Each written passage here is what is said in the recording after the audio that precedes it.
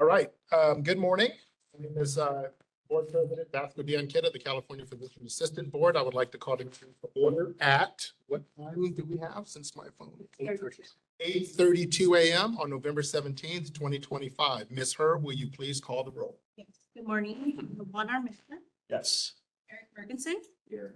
Philip DeVizio, Present. Diego Insulza, Present. Vasco Dion-Kid, Present. Edwin Perez, Present. Fatma Prakash. Here. Everett Snow. Here. Willing Sai. Here. That concludes the roll.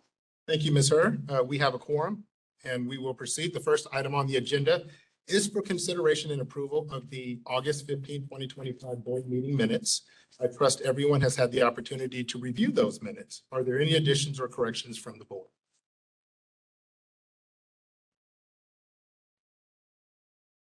All right, hearing none, do we have any comments from the floor?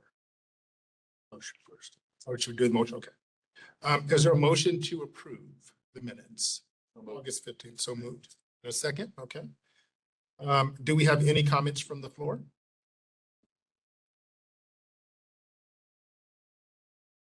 Hearing none, do we have any public comments from WebEx participants, if we have any? None at the moment. Okay, so the motion is adopted.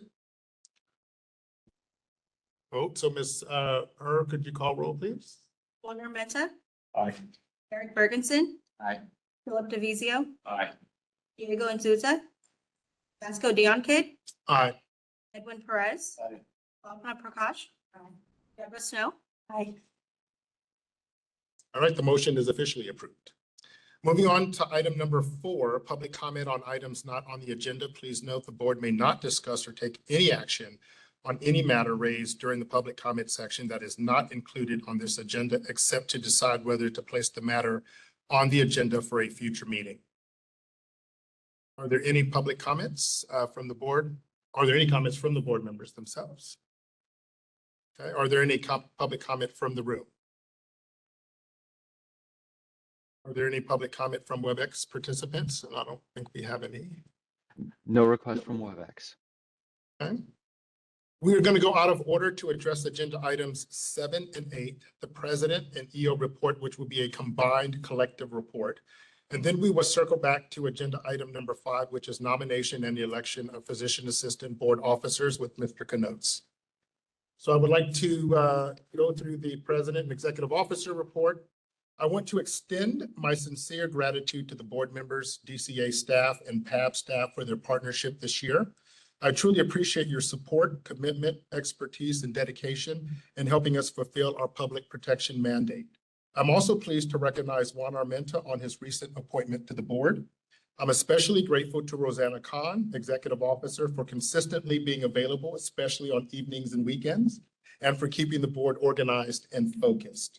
Thank you as well to Michael Knotes for your steady and greatly appreciated legal guidance, and to Christy Shields for her legal expertise in helping the board codify and complete the Senate Bill 697 regulatory package, which went into effect on October 1st, 2024.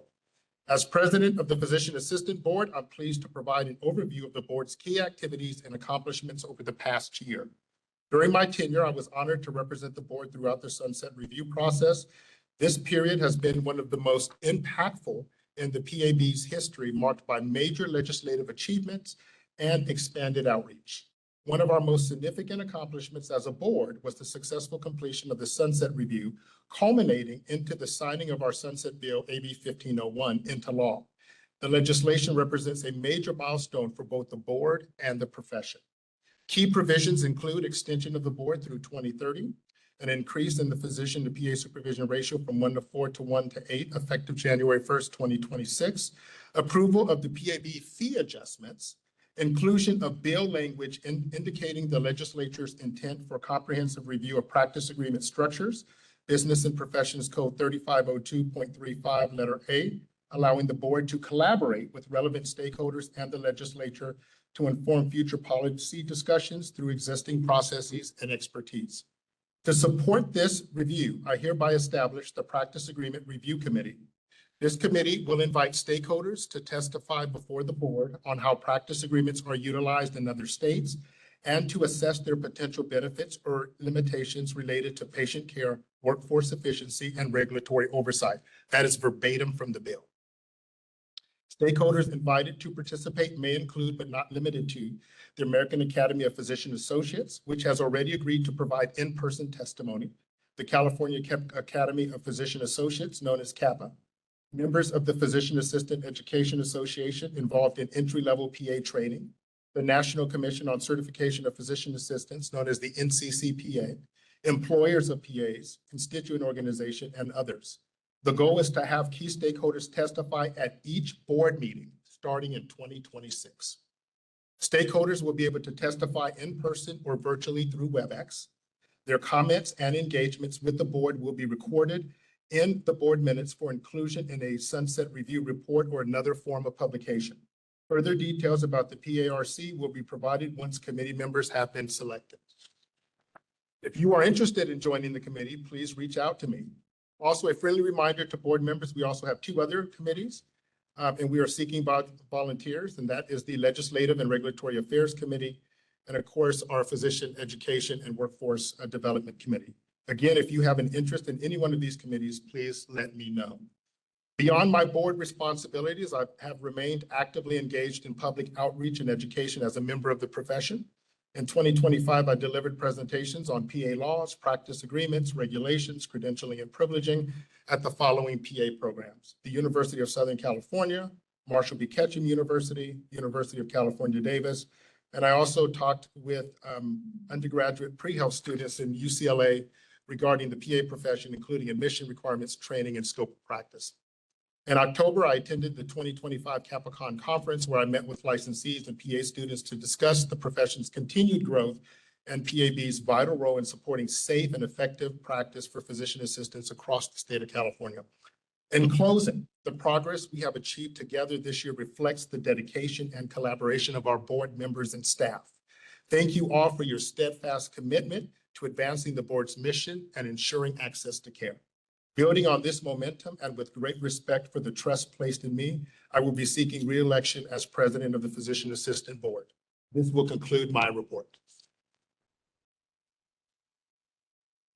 Are there any questions from board members? Yes. The code section you're referring to about, in which you said you're going to create a committee for PA review. Which section is that, Michael? Do you have that at your hands? I was just heading there. Give me. Okay. It's Business and Professions Code 3502.35, which states the legislative intent of the California legislature to review practice agreements. I'm sorry, Business and Professions It Code. would have to be the bill, though. Yeah. Bill number. The bill number is AB 1501. And just for everybody's, I don't believe this, the revision is going to be in the statute yet. So we'll have to look at the bill, which is AB 1501. And I would look at Business and Professions Code 3502.35A. The bill will go into effect January 1st of 2026. Got it. Okay, so it says, is the intent of the legislature in recognition of the vital role of PAs in delivering care, a comprehensive review of practice agreement structures be undertaken in consultation with relevant stakeholders. This review should consider how practice agreements are utilized in other states, evaluate potential benefits, detriments to patient care, workforce efficiency, and regulatory oversight. So my understanding is from your comments, it's your intention to now create committees for board members to participate in review and comment on this. As well as invite key stakeholders to testify before the board. Okay. And And to what end? well, we'll find that out once we sort of develop the committee and I met with committee members, but I think it was very clear. And just to put some context, during the sunset review, I was asked, No, please, I've asked a question. To what well, end? you got to give me an opportunity to answer your question. So during the sunset review committee, I was asked by the California legislature regarding practice agreements and has the board reviewed practice agreements and what is happening in other states, in which I responded, we have not deliberated or discussed practice agreements, but I would be more than happy to bring that back to the board, which is why we have the inclusion of this language in the bill. Okay, so my question remains, to what end are we going to do these committees? What do you envision as the end result of these committees' work? Well, the end result of the committee's work, and we'll have to sort of develop the framework once the committee members are seated, is to better understand the landscape of practice agreements across other states. And I think the legislature was very clear that they want to understand, and as we talked about, efficiency and the detriments or the benefits to patient care. So we certainly want to answer those questions. There have been a lot of movement across states to either remove practice agreements and or to modify their practice agreements to improve access to care. So we're going to get a chance to sort of get a foundational understanding of what's happening in other states outside of California that I think would be very useful for the next sunset review that will be coming up in 2030 and or a publication that I think the board would be able to sort of sponsor depending on who would want to be involved in that. But the key focus is to better understand how practice agreements are being utilized in other states and whether there is some evolution of those state laws to modernize PA practice in those states with either removal of the practice agreement or more flexibility within the agreement to allow improved access to care. So it's fair to say that then that is a significant review of data from other states by this committee. Correct. Okay. I'm troubled by that. And once again, folks, I see this as a encroachment into policy rather than staying in our lane of process. We are an oversight. We are not to make policy. It's very interesting to me. I did a Lexis search for language of section B. Section B says this section shall not be construed to impose any additional regulatory responsibilities or workload on the board. There is not another code section I can find that does a similar action. I think there's a reason they included this. These meetings are watched. DCA watches them. The appointing authorities for our board members watch them. And I think they saw the August 9/24 meeting, and I think some of you looked at that webcast, in which we had a big debate on crossing over policy versus process. Fortunately, the motion was defeated, but it was nevertheless put forward to include in our sunset provision. I think the last motion was go ahead and consider that the board thinks that the ratio is a problem. That motion was defeated. Our counsel told us it's really not an area you should go into, but the motion was promoted. Okay, I think that was a mistake. I think B tells us exactly that. Don't do that. This section shall not be construed to impose any additional workload on the board. Reviewing data from every state, that is a significant workload. And I think that's improper for us to do. Now, President Kidd suggests that section A tells us, yeah, that's our mandate. That's our job. He made a similar a proposal in August 9th of 24. And I think at that meeting, I know Debbie was there, Diego was there, I was there, the board president was there. He said, you know, the board has a legislative mandate to improve access to care. We do not. It's actually in our strategic. It is not a legislative mandate, sir. Please let me finish. We do not. Absolutely clear. The statute is our only function, our primary function, if it comes in conflict with anything else, is public protection. Okay, so no matter what our strategic goals are, the statute overrides. Here, if you look at A, it says it is the intent of the legislature, great, to look at comprehensive practice review agreements. And it should be considered what other states do, how it affects care, efficiency, great. It doesn't say for the board to do it. It says the legislature is its intent. You know who's going to do that? The legislature is going to do that with their staffs, their budget. We don't have the resources by committee to examine every agreement from every state and determine, really? No, it's not true. No, I'm gonna, excuse me, Michael Canotes, legal counsel.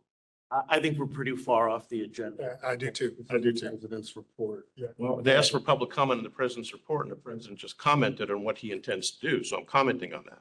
But we've gotten pretty far down a discussion now about those issues. Well, I'll renew them when we go to board elections, Absolutely, and that would be appropriate. certainly. Thank you. Whatever you'd like. Thank you so much. I appreciate that. And just sort of, just to wrap that up, these are So we'll go ahead and move forward with board elections. After we get, are there any comments from the floor regarding the discussion that we just had? Do we have any comments on WebEx? Not anyone is joining. There are no comments on WebEx. All right, I'll hand it over to you for board elections. Okay, welcome to your 2006 board member elections for the offices of president and vice president. Gosh, it seems like we did this just a moment ago. Yes. So what we'll do is we'll open nominations. We'll ask and then we'll give the candidates an opportunity to state their qualifications, and then we will take a vote. So are there any nominations for the office of board president? You can self-nominate as well. I'd like to nominate President Diego. Thank you, Diego. Okay, I'll nominate myself. And then I would like to also nominate Diego for vice president.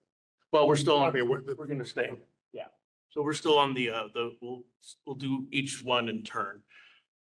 So President Kidd, would you like to state your qualifications? Yeah, so I've been practicing PA for over 2 decades. I've been actively involved in legislative and policy discussions at the local level, the regional level, and the national level.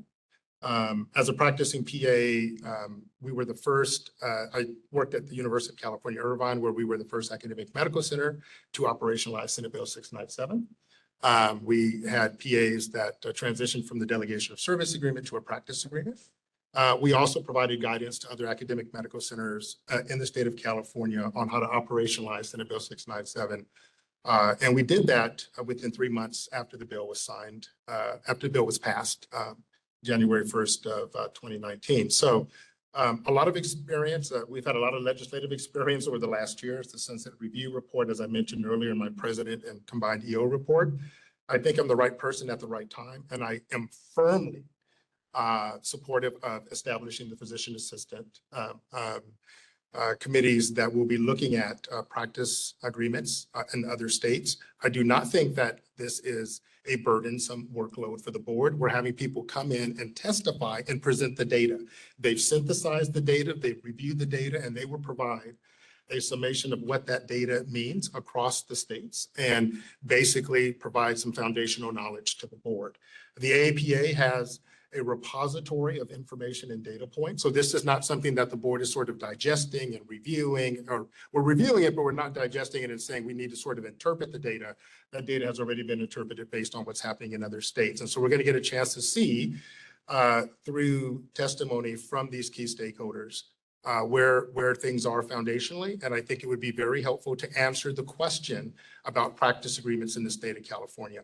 And this is not the first time that a state has taken this on. Other states have done something similar. There's a framework in place that the APA has shared with me that we will be sharing with the committee that I think would really provide some context and really a expanded framework on some of the questions we could ask these stakeholders to get at the areas that we're looking to study as a board.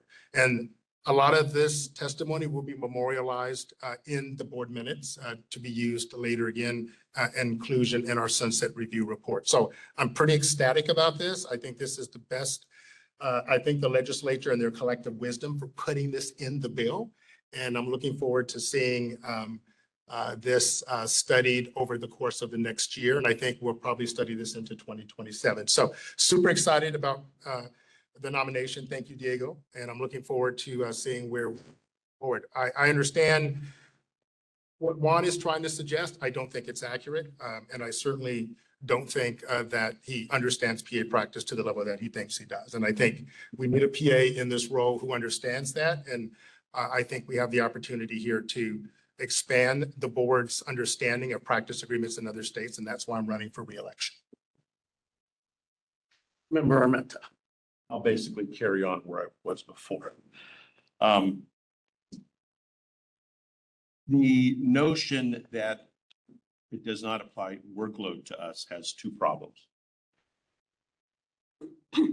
The biggest that I can see is we're asking constituent organizations like COPPA to come forth and give us a summation of the data. Anytime a stakeholder is giving us a summation of data in which they have a stake, there is an inherent bias in that data. And if you will look at that August 9th, 24 webcast, I specifically asked the COPPA president, you're interested in ratios. Why are you asking us to do that? Why don't you have your own legislation before? He said, well, I can't comment on pending legislation. We will use every available tool to accomplish our goals, including coming before us. So what do you think is going to happen with that data when it comes to us from stakeholders to study? It is going to be skewed to their result that they want to see. If you look at that webcast, that's what created the problem. The first motion, which was unanimously carried, would say, let's don't include any numbers in our ratio, or any numbers discussing ratio in our sunset package. That was unanimously carried. Then we modified that motion and came up with a motion that said, well, in the sunset bill legislature, you should consider the ratio problem. And it was pointed out by our executive officer and counsel that said, well, the committee doesn't want that. The committee wants a precise definition. If you think there's a problem with the statute to your operational ability to protect, then tell us what the solution is. So then the motion became, well, yeah, more precise. We have to look at it from that point. That motion failed. To me, that was a demonstration of going into policy. I think that is a mistake. This opens the door to do that again. President Kidd says he wants to do this. We will be put in the same position of deciding policy. It's the first problem. Second problem is it is absolutely going to cause us workload. Even if they're giving us summations of data, we then have to distill conclusions from that data. That is workload. And the legislature said, don't do that. Do not give yourself more workload. I don't think we can do it.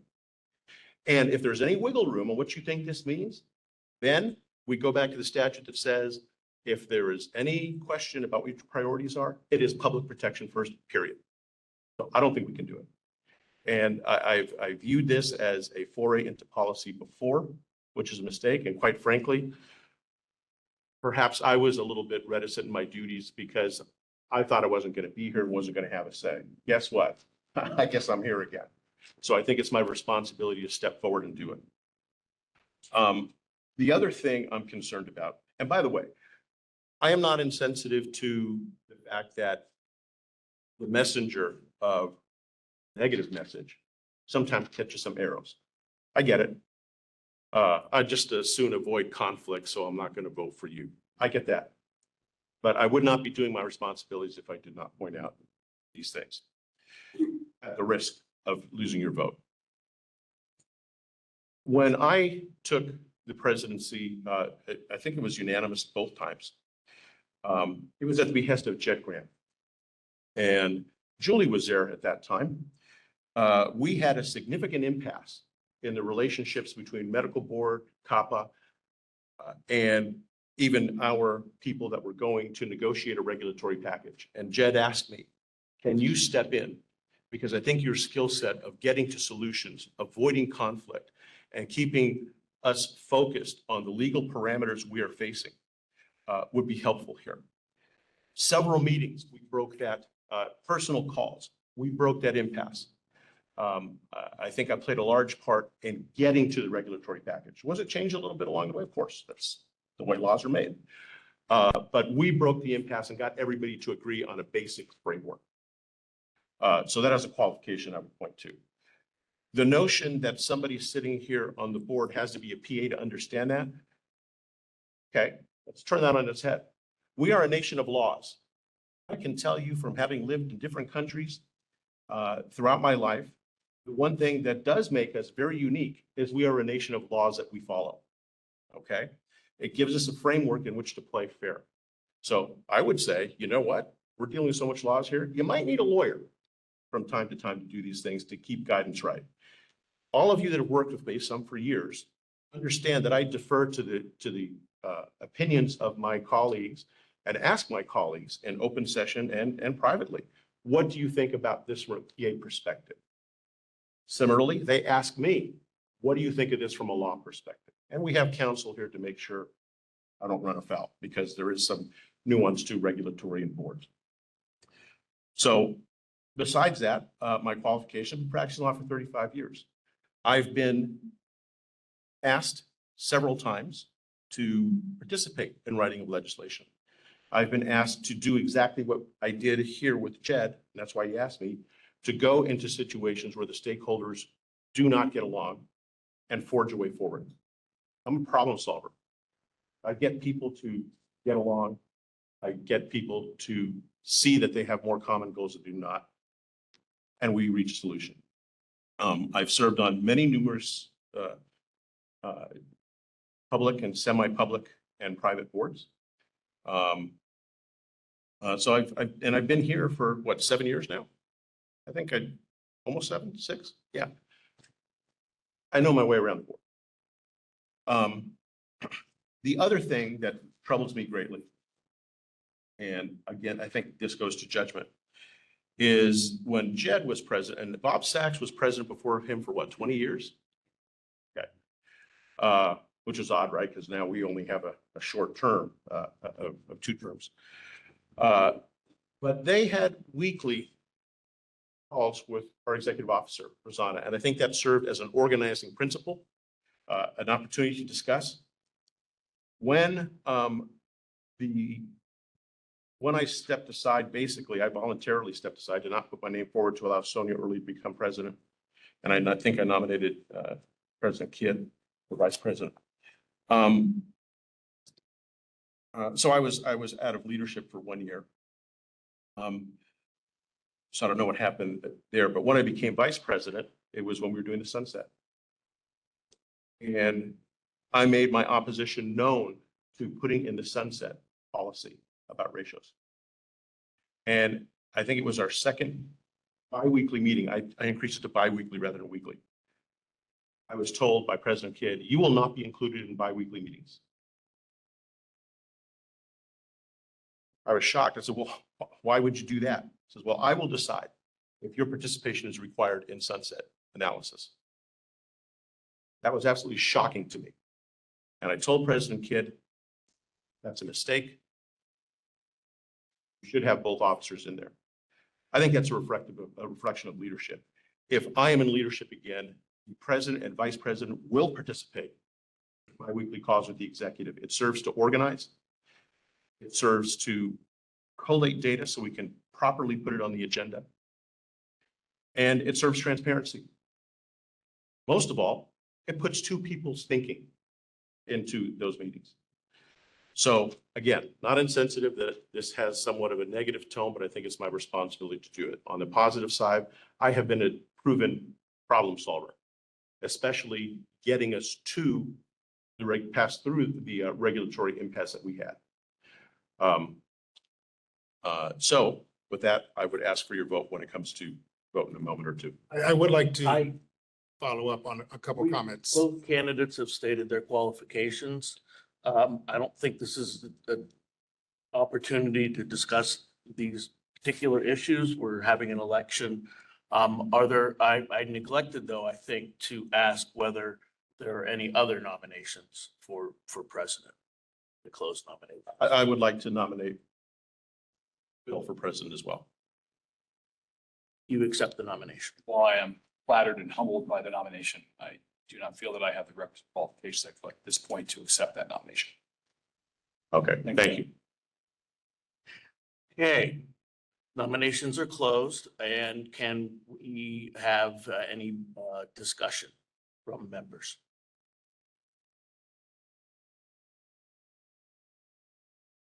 I ask, I'm not sure whether to Rosanna or you, what is the customary in the years of the board? Is it customary to have the president and vice president both of the meeting? What is the norm? It is at the discretion of the board president. So, but since I've been executive officer, Juan Armenta was the first board president that actually had the vice president also join into the calls, bi-weekly calls. And I think that was 2 terms when we did that. I think before that, because Jed was here, he would regularly drop by the office, I think. right, when we had a prior EO. Yeah, and I think now you don't have a regularly weekly call, right? It's just a, It's a monthly, so just to make sure that we're talking about the cadence here, because I think we're sort of going off the beaten path here, but essentially so Mr. Armenta and I did meet. We met up until the sunset report. We met after the sunset review report. We met to strategize, and Rosanna can testify that we actually invited him to several meetings in which he was a no-show. And so there were some challenges with getting him to come to meetings, even though we had scheduled, he was in a court case. And so he would send us a message saying that he wasn't available. And so we would cancel that meeting. So the idea that he wasn't included in all of the meetings, and I mean, all of that is speculative and none of that is true. But at this point, I'm just going to go ahead and move forward. I think you understand sort of, you have two competing priorities and you can make a decision on what's in the best interest of the board. Any further discussion? Member Perez. Given Mr. Anzus as the only nominee for the vice president position, is it proper for someone to make a motion to declare him elected? I mean, I don't know. We just got to go through the president component. President first, okay. We're just not, yeah. well, I would add that the reason, to the extent that I may have been in court, kind of what I do, I don't have a specific recollection of there being any meetings that which I missed if there was a court date. That's why you schedule them, right? So That's what we did. Let me finish. So you can arrange your schedules. But my memory is completely clear that I was told that you will participate at my discretion. That I think is completely inappropriate. I never said that. Okay, I think we need to end this discussion and vote. So as we call out the roll, you will vote for your member of choice by name. So member Armenta, member Kidd. And we can call the roll. Armenta, Armenta. Eric Ferguson, For kid. Luke DeVizio, For Kidd. Diego Insuza, For kid. Vasco Dianque, Member Kid, Edwin Perez, Member Armenta. Walter Prakash. Deborah Snow, I abstain. Yeah. Okay.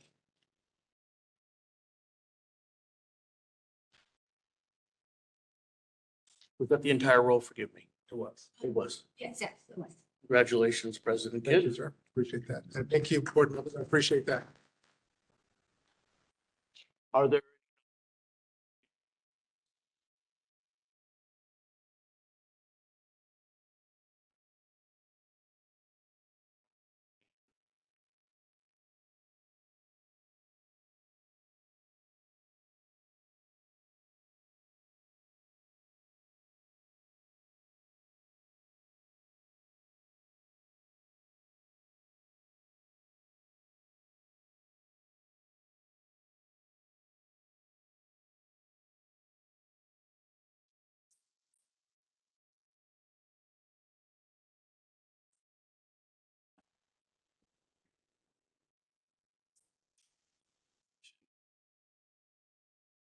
Able to take perspectives from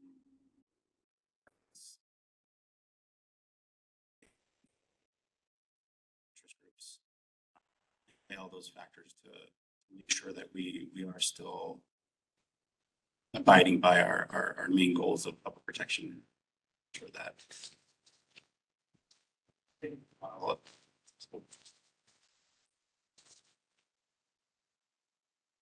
Thank you. Okay, any member discussion? I think Diego's been around long enough. Keep this on track. My hope is your bi-weekly meetings will be reinstituted. You will be allowed to participate. There will be a schedule in it. And that you keep your eye on the ball of public protection and not foray into policy. And know that I will be vocal, even as a non-officer, if I think we are straying from that precise mission. Any other discussion? at this stage, we can vote aye or nay. Juan Armenta. Aye. Eric Ferguson. Aye. Philip DeVizio. Aye. Diego Souza. Vasco Diankit. Aye. Edwin Perez. Aye. Bhavna Prakash. Deborah Snow. Aye. Congratulations, Mr. Vice President. Congratulations. That concludes our elections. All right, that was interesting. So thank you so much, Mr. Canotes, for allowing us to sort of go through that as a board. All right, we are going out of order again to address item number 11, Budget Committee Update, DCA Budget Analyst. And then we will follow up that with items, agenda items 14 and 15. So DCA Budget Analysts, are they with us? Are they on WebEx? In the room. Or should we skip them? Oh, they are online. Okay.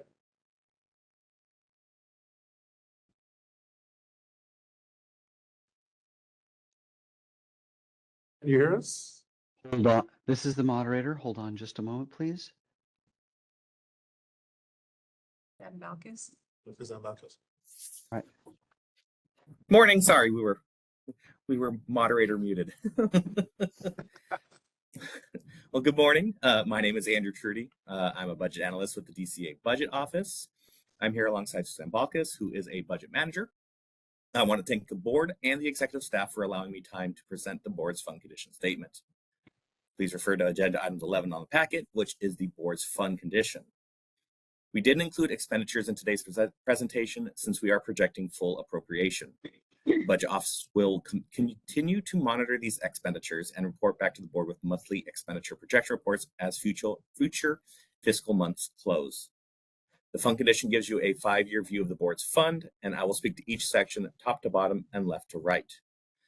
The first column includes prior year actuals, 24-25 actual beginning balance of about 3.92 million with PY adjustment of 25,000. That gives us an adjusted beginning balance of about 3.9 million. Collected approximately 3.26 million in revenue and total expenditure of 3.62 million. That gives you a fund balance of about 3.5 million or 12.6 months in reserve. Next year is current year, which is 25-26, second column, which is based on the pre-governor's budget and full appropriation. The board has a beginning balance of about 3.5 million.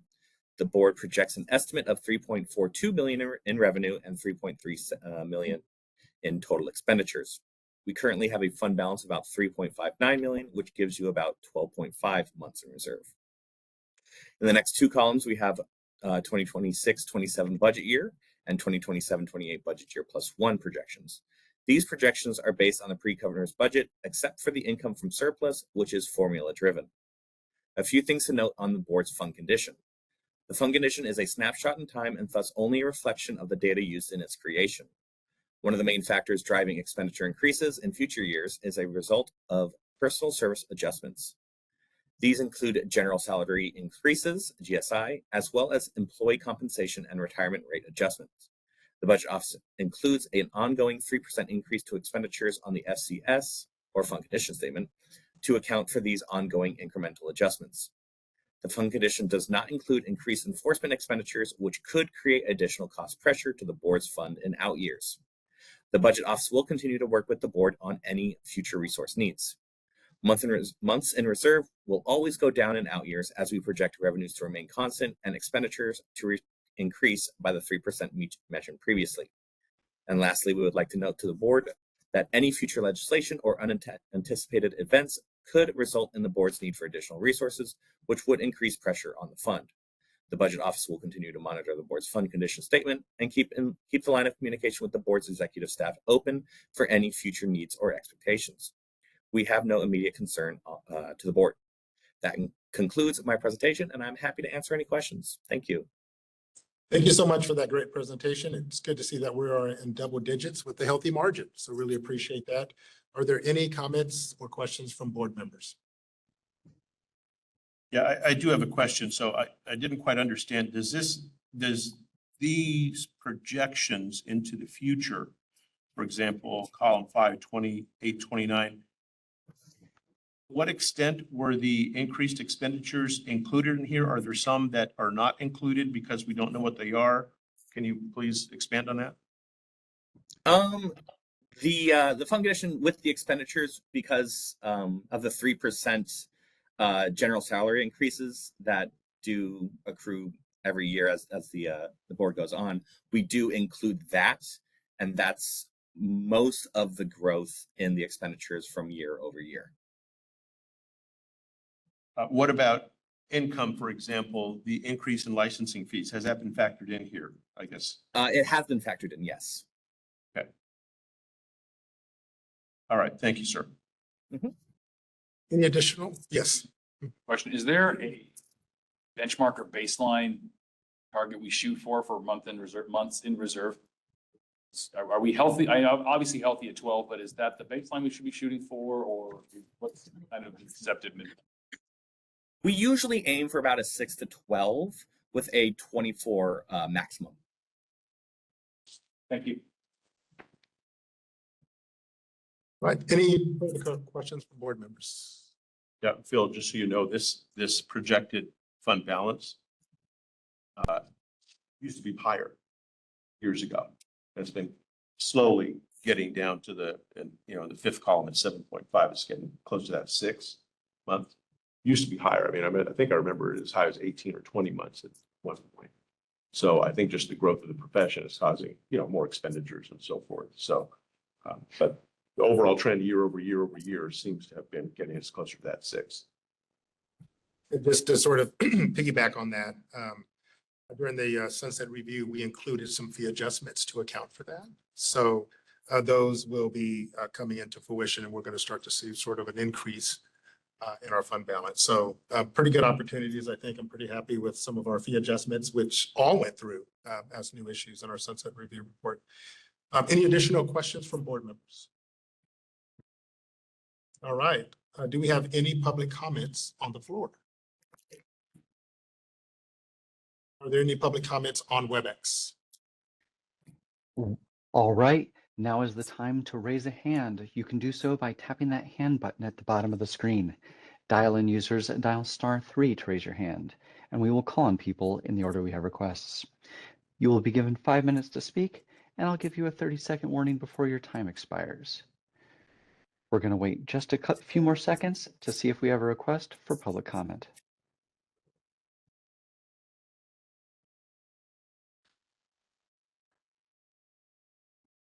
Seeing no request, do you wish to continue with the agenda? Absolutely. Thank you so much. All right, so we're going to again go out of order, moving to agenda item 14, discussion and possible actions to reconsider previously approved text by Shields and Dillon. And I think it's going to be items 14 and 15.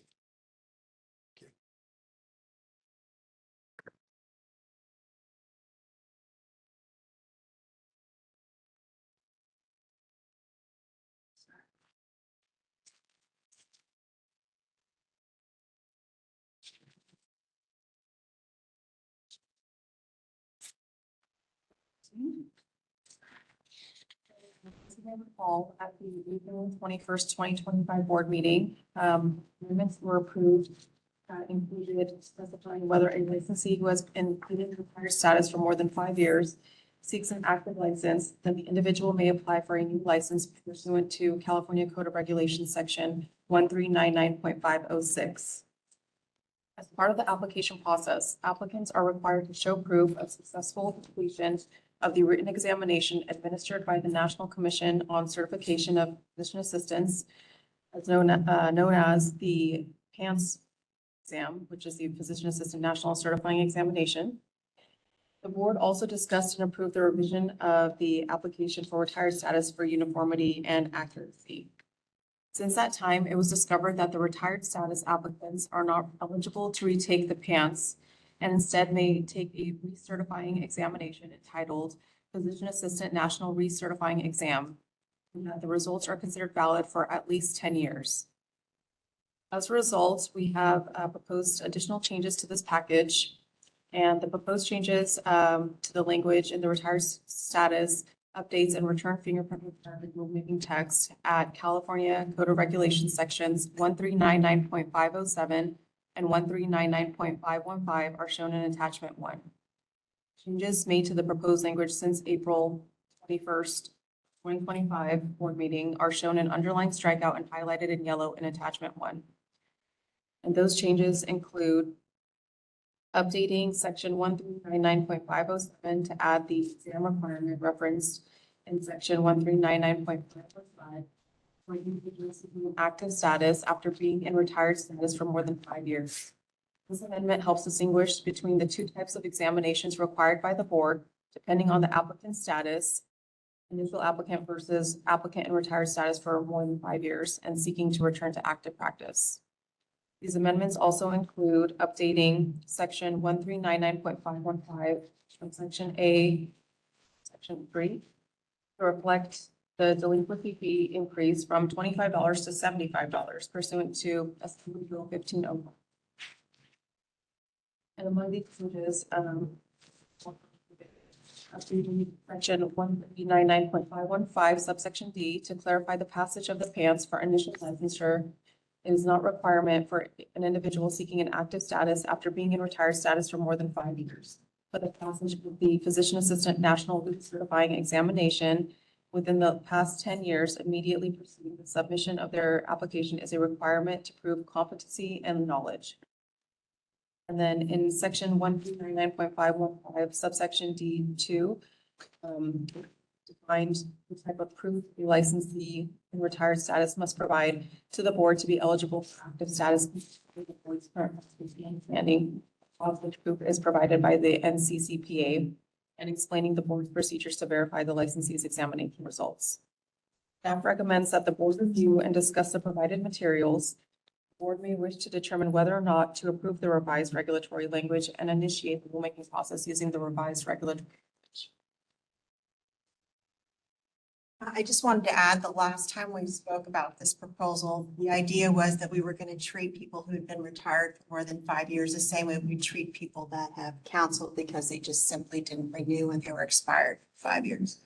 So the idea is that we were going to treat them the same way. And 3526 of the Business Professions Code says one of the requirements for people to obtain a new active license after being expired for 5 years is that they quote unquote, take and pass the examination, if any, that would be required of them if application for licensure was being made for the first time.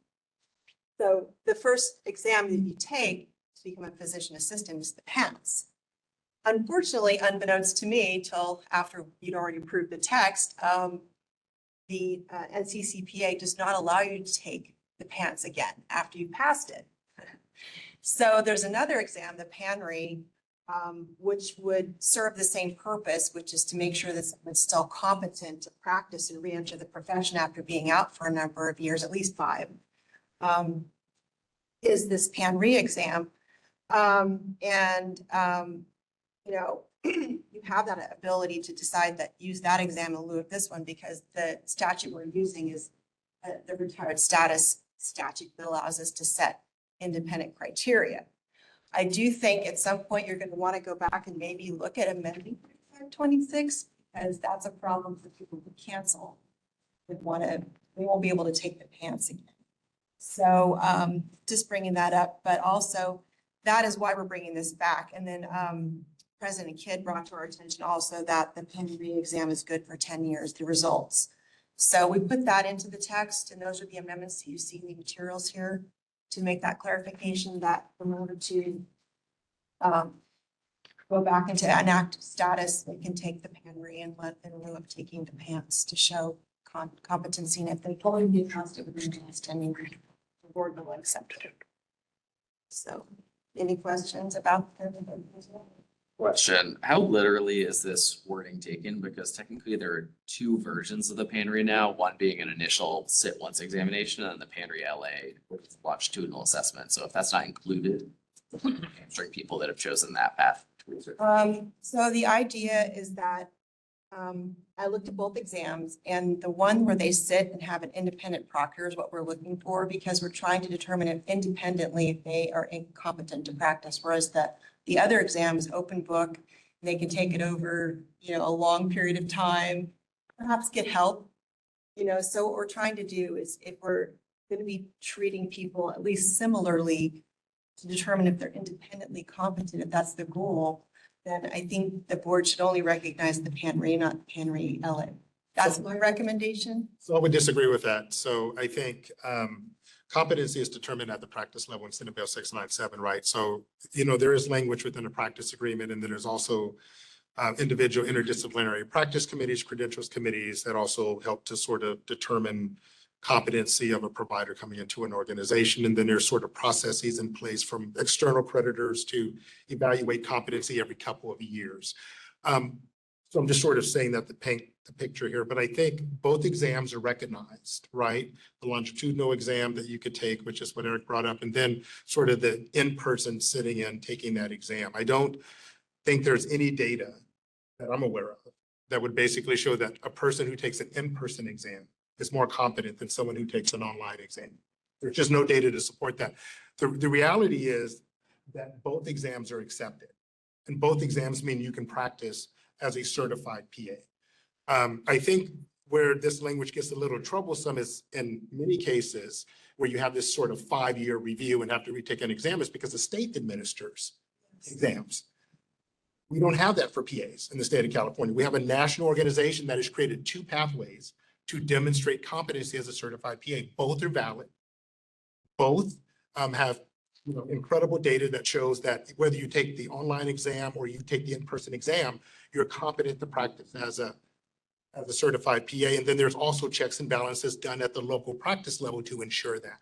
So I would not be in favor, to Eric's point, of sort of codifying the language to say that it must be an in-person PANRE exam when there's no data to support that that is a valid indicator versus someone taking an online exam. So I think both, I think we need to sort of wordsmith that language to include both PANRE pathway options for anyone that is coming from a retiree status, that as long as they're certified within 10 years, meaning they've taken the online exam and or the in-person exam within 10 years, that would meet that requirement. It's not good for 10 though.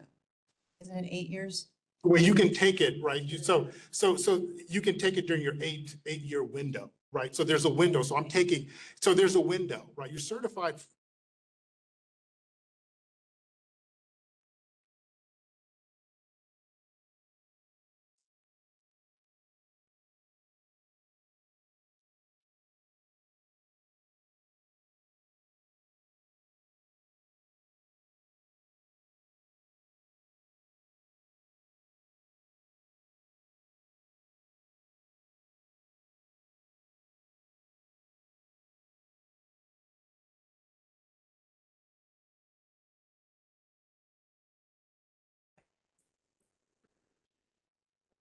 Status have not been practicing differently than expired and haven't been practicing. So I think that the problem that I struggled with was that you'd be treating people who were similarly situated differently. Yeah, but you And can't, so the idea behind the legislation was that people had to independently demonstrate that they were competent, just like you do when you first apply for a license. That's a closed book proctored exam.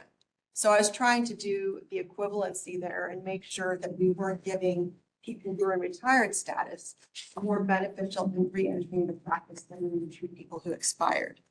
So that was the only thing I was going in that direction. And also, I mean, in my experience with examination proctoring, closed book examinations are, there's less opportunity for people to cheat and have other people take the exam for them because they have someone that's monitoring their testing. So those were the public policy reasons why I recommended it.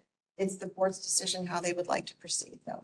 yeah, so I understand your point. Thank you for sharing that. There's a lot more flexibility in terms of how accreditors are administering exams these days, and there are some online options for professions. So I think as we sort of look at the language, I think it should include both pathways. I would not say an in-person exam. I would include both in-person and those that can take it virtually. Well, that's problematic. I think it does create equal protection arguments.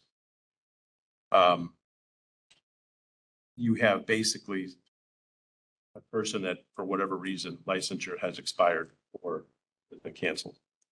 And you're making different pathways for them. That is an equal protection problem. I appreciate plus, my understanding is at Pan Ray, you have to do it in the test center. No, No, no. not my understanding. Yeah, so, But, I mean, this notion that there's no data to support one is more common than the other. I always love when people say there's no data to support that. We haven't undertaken the study. How do you know there's no data if you've undertaken the study, if you've not undertaken the study? And then overshadowing this is public protection. I think public protection is best afforded by an in-person exam. It's not an open book exam. It's not done without supervision. I think just from a public At a test center. center. Registered at a test center by Pearson VUE. The Pan Ray is a 1 5-hour session, 4 hours of test time, 45-minute break, and 15 minutes per tutorial. It's administered at a test center by Pearson VUE. It's a 240 multiple choice question. The scores are available within 2 weeks, and it's available in the 9th and 10th years of their certification cycle. Pan Ray LA is administered in 12 quarters over a 3-year period, beginning in the 7th year, so they have 3 years to take it. Beginning in the 7th year of the certification maintenance cycle, they log in and out on their own devices to complete the questions at their convenience during each quarter. 25 questions are administered each quarter with 5 minutes per question. Immediate feedback is provided as whether they have answered the question correctly. Score is based on 8 quarters of questions and is possible to pass after 8 quarters. So those are the two. CCPA distinguishes. those are the two pathways. So I think, Huge difference. so again, I mean, if the board wants to have an in-person, I mean, I'll certainly allow other board members to weigh in. I think we should have an opportunity to create both options. I don't think we should be pigeonholed to recommending an in-person exam. I do think that the LA component of the Pan Ray, which is a virtual option, does allow, and by the way, employers accept that option. So PAs that take the LA option can still practice as a PA. They're still certified for 10 years, just as if they took it as an in-person. Active practice, correct? Yeah, but it's good for 10 years, even if they don't practice, right? It's good for 10 years because it's a certification window for 10 years, right? So that's what I'm saying. It's a 10-year certification window. So you're not required, if you don't practice after 5 years, to retake it. There's nothing in the NCCPA literature to support that. So it is a 10-year window, whether you take the virtual option or whether you take the in-person option.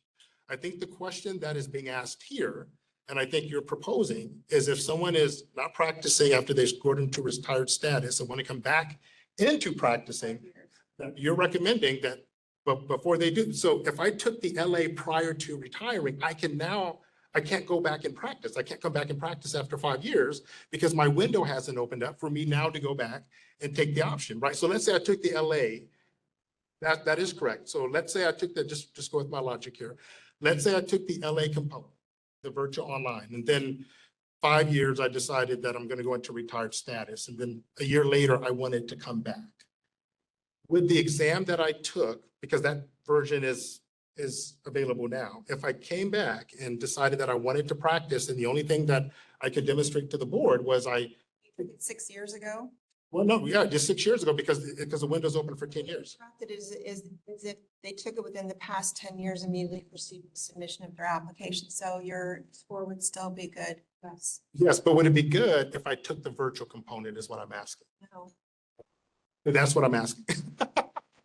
So, Because it says at the beginning of the 7th year, not the 10th year or 9th year, you take it. But you take the test over a 3-year period and 8 quarters. yeah, So yeah, but I'm just saying, the same as a timed test where you have to do it all.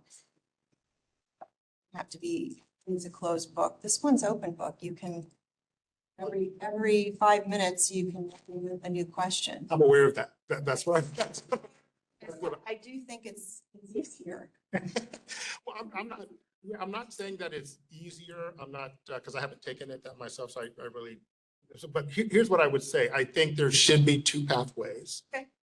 I really do. And I think it creates the flexibility, right, for PAs that go into retired status and then come back, that regardless of what option they take, they would not be responsible for having to sort of retake the exam or wait to that window to open up for them to retake that component. I was just trying to model the legislative intent behind people who expire. So it doesn't matter why they're not practicing. They've Right. also not been practicing, but we make them take the. And I think because in California, those exams are administered in person. We Right. require them to take a separate exam. Yeah, correct. So in any event, those are my ideas and they're.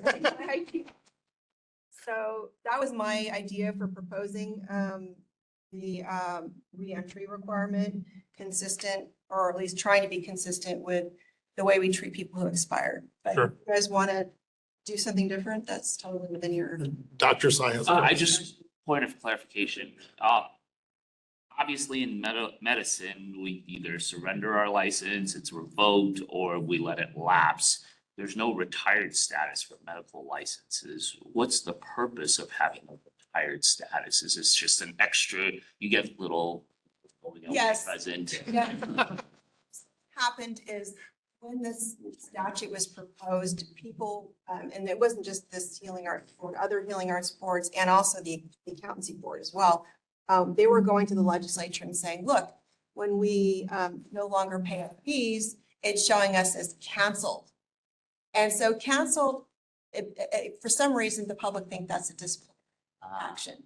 And so they felt like they had a taint on their license. They had this, 30, 40-year career of great practice, no problems, and then they retire and then they're canceled because they didn't pay their fee, right? So the legislature created the retired status option so that when people are looked up online, it says retired. You say, oh, okay. But then they created the issue of what happens if they want to come back into practice, should they? And so every board struggled with that. Like, what should that number look like and how often should we allow them to re-enter? And should there be a cap? Like, should they be able to come in and out of practice every 5 years or what? So this is what this proposal is about. It's talking about capping people at 5 years. You have to come back and requalify yourself to show you're still competent to practice medicine. And so what we're trying to do is do the kind of the framework for that. And I modeled the framework for retired status on what we do for canceled licensees. And so the idea behind it was that you have to requalify yourself by showing proof that you can take and pass an exam. That's one way we qualify someone for licensure. So the question is whether, you want to allow both recertifying exams to count to allow them to come back into practice. And I think that's the question before. Exactly. Thank you. Can I add a point? From a PA standpoint who wants to come back to practice, I'm trying to think which PA would want to wait 3 years to take the PANRE-LA to start practicing again, given it's administered over 8 quarters. That is also a thought that's going through my mind, really you want to wait 3 years to get your certification done, the results, because if you fail the quarters, you have then the chance to do the PANRE, or you go into a medical center and then take the test. So, just a thought. So is it, what you're saying is a practical matter, Right. that would not be the option you choose anyway. So if we provide that pathway, it's kind of superfluous. Kind of is, because if you're thinking of practicing right then and there, okay, you're ready to come back out of your retirement status. You want to start showing that you're capable and your credentials, then you would want to go into a test center and take the test. That would be the PANRE, rather than wait 3 years, 8 quarters, and then decide, okay, I'm going to practice now. So just putting that out there that we want to make it a little bit more smoother for the licensee. Well, and I think that, Oh, sorry. I think that gives them, that's a great point. And I think having at least both options. So some people may, to your point, want to go into a testing center and take it really quickly, get their score and be able to demonstrate that they're certified PA. But for others, they may want that whole 3-year period. And we have people who have taken that LA exam and they love it. They think it's a great sort of venue and it works great for them. And they prefer to do that as opposed to studying for the one big exam where there's 240 questions on it. So I don't see any downside risk with having both options, because to your point, there's going to be people that are going to take it immediately, and there's going to be people going to say, I wish I had the other option. And so I just want to make sure as a board, we're not so prescriptive that we create a barrier for licensees who want to get back into clinical practice. So I think having two options, I think is great. And then people can choose what works best for them. Well, you bring up the point to me. Again, this is public protection. Sure, the LA test is great. It's easier. You use AI. Point of contention there, you can't. It's an open book. You can use any resource. That's what it says. Yeah, she bring up a question I don't know the answer to. But if you're expired and you're not practicing, are you qualified to take the PANRE-LA if you're not currently in practice anymore? If your PANRE has expired and you're not even in that window of certification where you have that 3 years or 12 quarters, that, my understanding is that's an option instead of sitting at the center to take the PANRE exam, is that you have the PANRE-LA that is a little bit less stressful for some people who don't do well in testing environments. And I've heard PAs say it's a very difficult test. So I think that my thought is if you are no longer practicing as a physician assistant, your license is canceled or retired, in order to come back into practice and you don't have a window of time to allow the PANRE-LA, you have to take the PANRE examination in order to be reinstated with California. I think that's what I'm not hearing the discussion is only if you're in that window of time to take the PANRE-LA. So what happens if you don't have certification anymore? So I just want to, just a point of clarification. So initial licensure, correct me if I'm wrong. So initial licensure is successful completion of the PANS. Mhm. You are not required to take the PANRE for relicensure in the state of California. Is that correct? Yes. Okay. So it's up to the individual on whether or not they want to take the PANRE or not. And I think the two options, the virtual option and or the in-person option, is always available. So you can have PAs. Right now we have 14,000 certified PAs in the state of California, but we have 19,000 licensees. So we have about 4,000 to 5,000 PAs that are practicing, retired status, whatever they're doing, that are not certified. Certification is not a requirement for relicensure in the state of California. So I want to make sure we understand that. You can still practice as a licensed PA, which some do in the state of California, because I've worked with some of those folks that do not have their certification. The certification is important for billing. If you are a third-party payer, you need certification to bill because certain payers will not reimburse your services if you are not certified, right? But licensure is the bare entry level requirement for PAs to practice. And again, we have several PAs that I've worked with that are practicing medicine today that are not certified. So the state has not basically said that certification is a compulsory requirement for competency. That is not in our state regs. If it was, then relicensure would require certification. Right, but I what we're. understand that. So I am one of those PAs and I retire and I'm granted retired status through the California Physician Assistant Board, and I come back a year later and want to be reinstated. I don't have an option to take the PANRE-LA because I was never certified to begin with. I was certified originally, but I chose not to maintain certification with NCCPA after that first 2-year window of time. So I have only the option to take the Pearson VUE Testing Center PANRE examination. That's what I'm trying to clarify is I think that we're discussing two different scenarios, that if I'm retiring from practice, what are the options or the chances that I'm going to continue to maintain my certification with the NCCPA if I'm retiring from practice? If I want to reinstate, the board says now I just have to have 50 category 1 CME in order to be reinstated.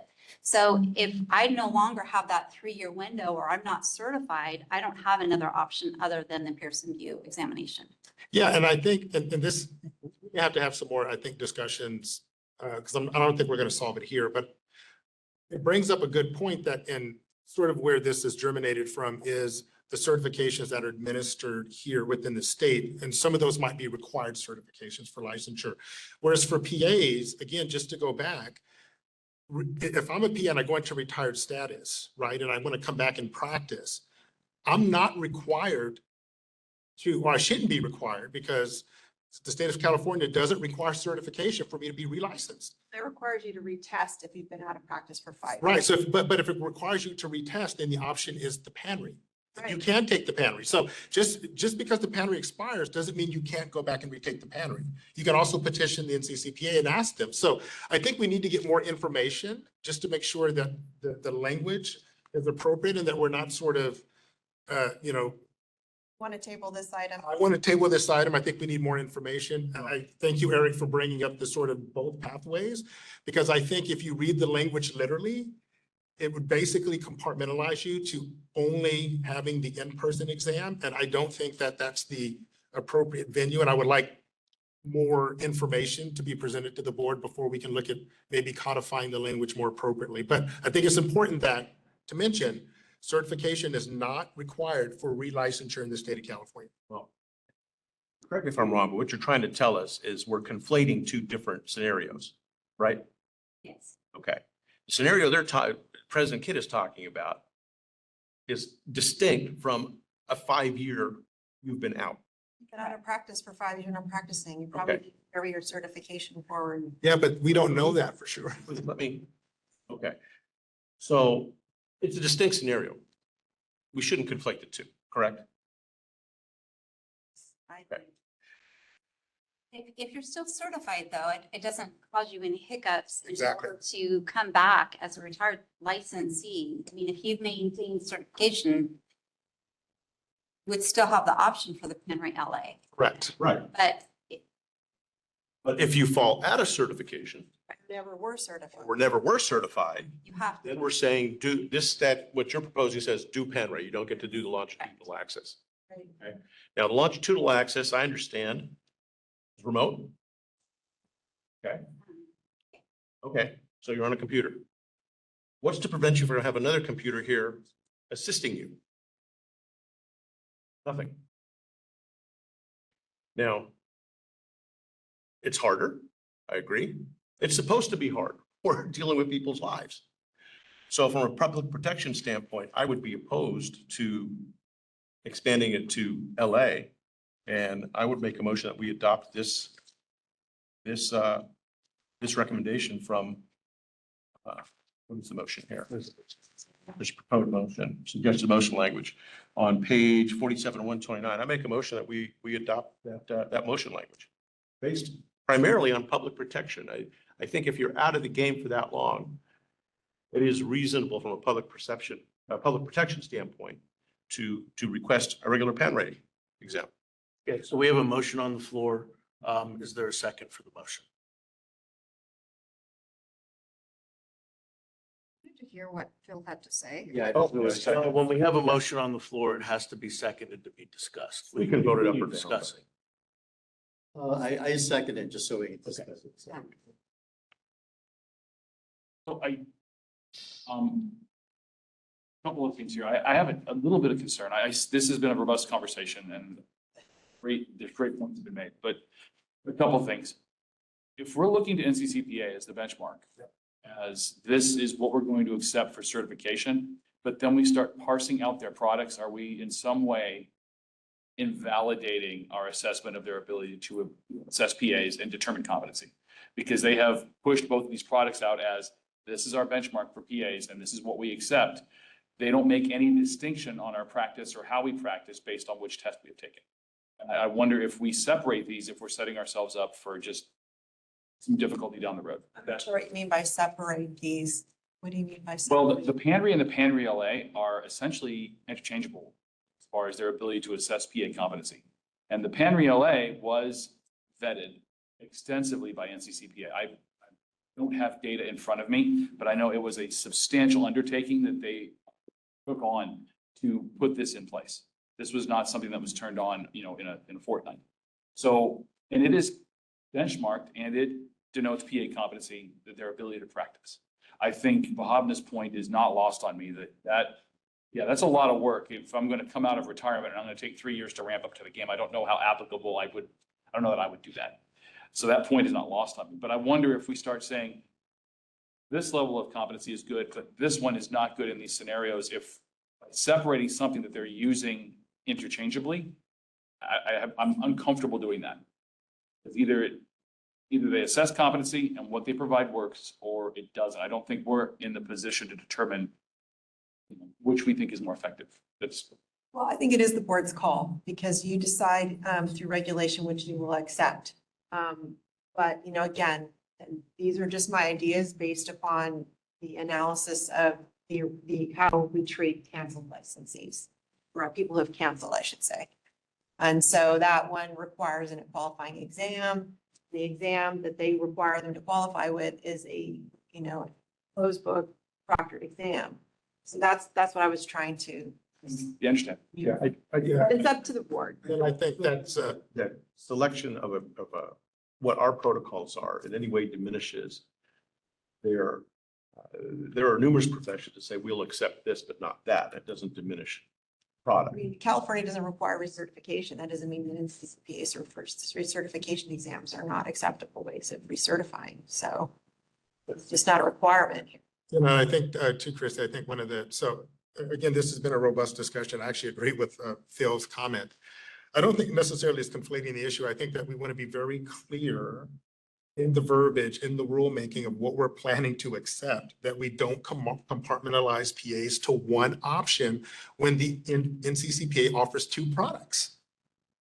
The reason why they offered, let me finish, the reason why they offer two products, because it meets the needs of PAs practicing. People can self-choose which option they want. If they want an in-person exam, or if they want to take the LA component, they can do that. But I don't think, and again, to me, this is more of, well, this is an in-person exam that's being proctored as opposed to, you know, something that someone could look up online. And I've heard that kind of reverberated here during our discussion. I think at the end of the day, both exams are valid. Both exam products, as Phil mentioned, are products that employers accept when they're hiring PAs. Credentialing bodies review and say you are certified. No one splits hairs and says, well, you've taken the LA exam and therefore you're less capable than someone who took an in-person exam.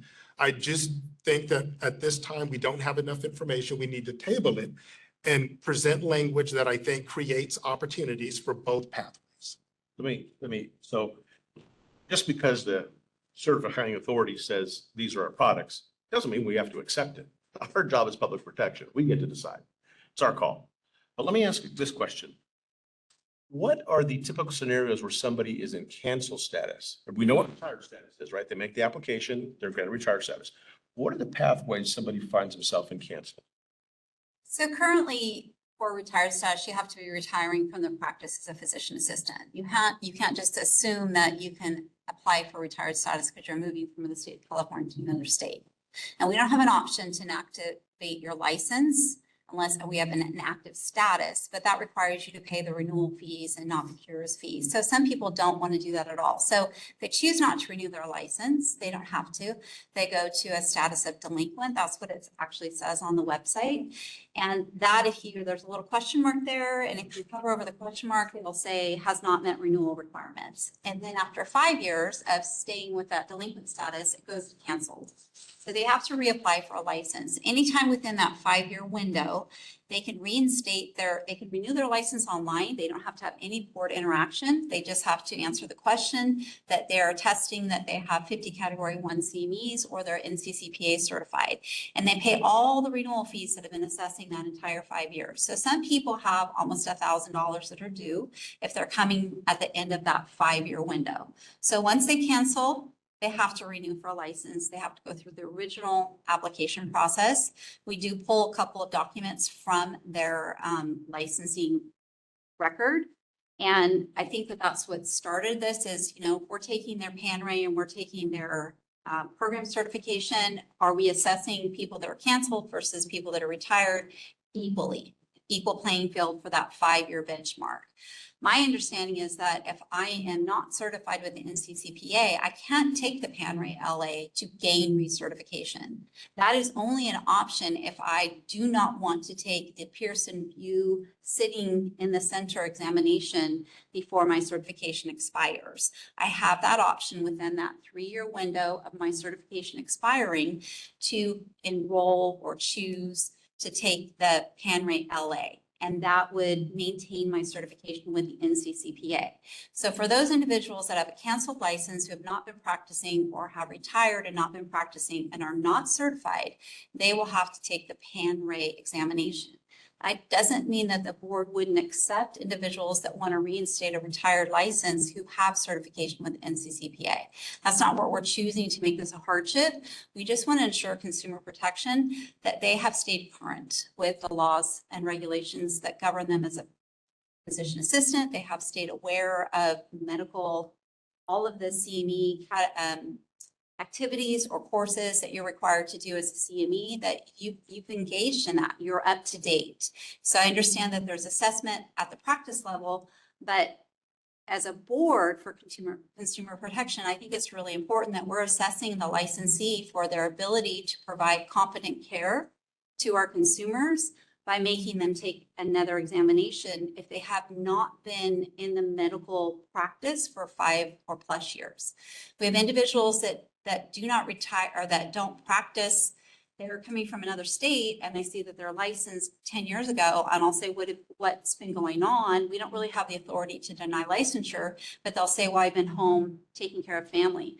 There's nothing wrong with that. But if they haven't really had a, toe in the pool of, medical practice, how do we assess those people too? So we have a couple of different things that we need to tighten, I think, as far as consumer protection. And I think that's one of the things that Christy is trying to bring to the boards for voting, is that we're talking about the people who have been out of practice for 5 years, who are not certified with the NCCPA. They do not have the option to take the PAN-RAE LA examination. This is only an option for you if your certification has not expired. So I think the Pearson VUE does come into play, that it has to be an in-person examination at the Pearson Testing Center, because we wouldn't discriminate against those individuals who are still certified if they want to come back. We do have several people who have retired, and a year down the road, they want to volunteer. So we reinstate their license. They're more than likely recertified. We just don't have any laws or regulations that support the boards requiring them to provide evidence. So that's what we're trying to determine, is the direction we go for evidence of what do you qualify still. Sorry, go ahead. I was just gonna ask, so part of the staff's justification for the recommended action is that scenario about, similarly situated persons and disparate treatment. So given Member Divizio's comments, do we run into a similar issue? Was that your concern? Would agree, yeah. I think one of the things I don't know, maybe a misunderstanding is she's trying to say is that it's very unlikely that they're going to be using the PAN-RAE LA if they're coming back, because if they're already certified for 10 years, we're going to accept that if they come back after 5 and say they want to reinstate, because that'll still be good for another 5 years, right?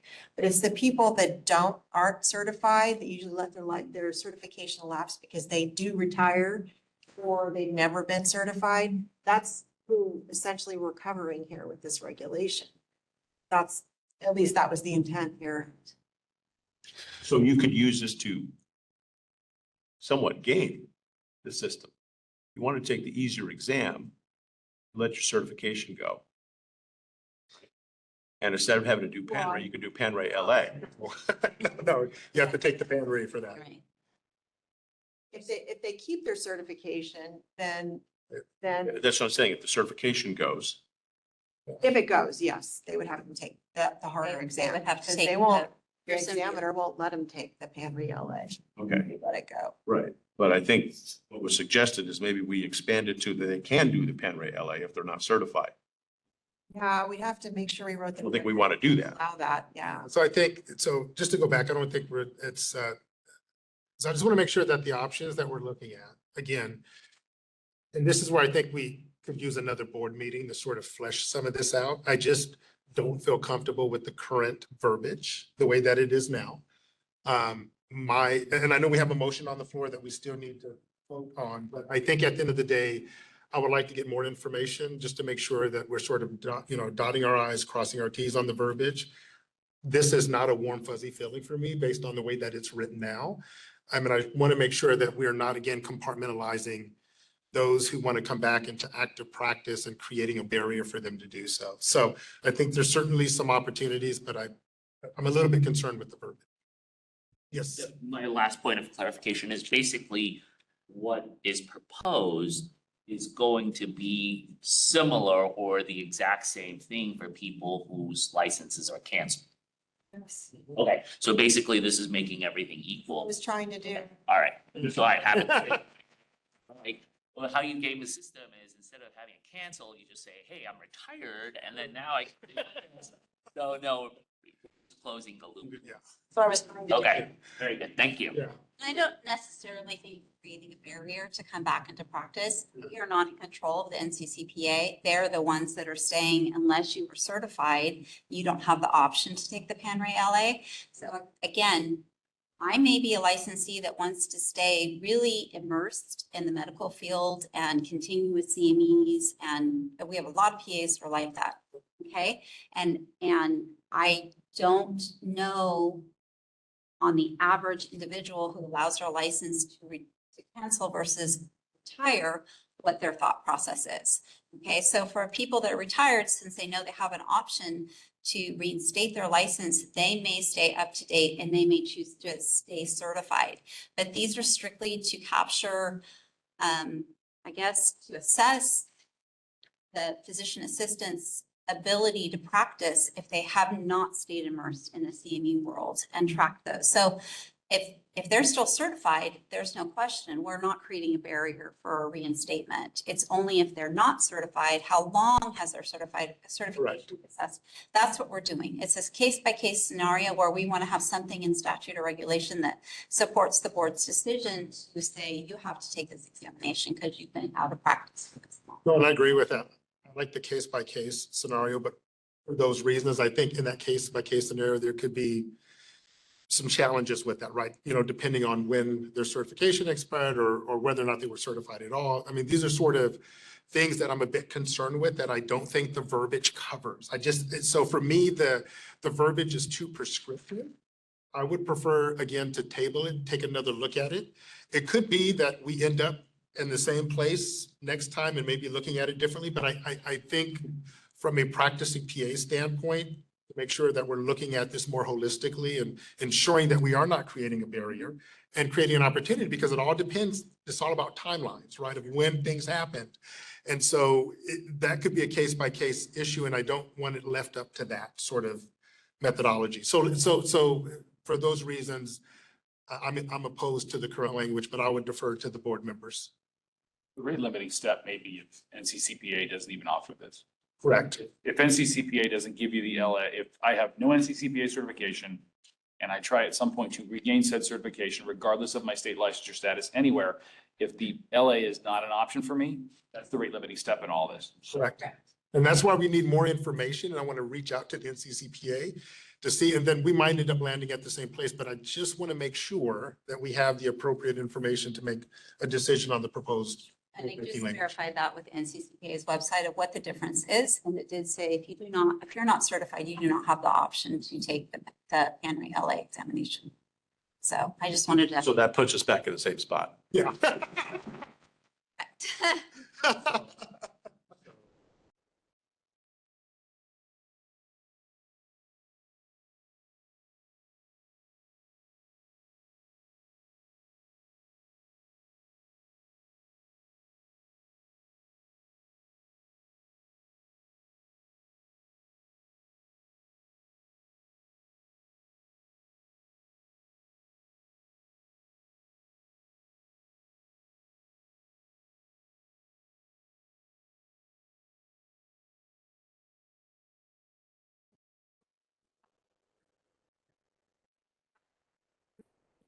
But people are coming back in more than 5 years and saying, I'm back my CE, and that's it. There's no other criteria really. So that's what we were trying to add in, because all the other boards have put in a cap. They say, you know, you hit this mark here, and it's usually the one that tracks the same years for canceled licensees. Then you have to take the exam, resubmit the application, requalify your license. With the exception of the medical board or? I don't think medical board has a retired status, right? There's no retired. There are some boards that don't have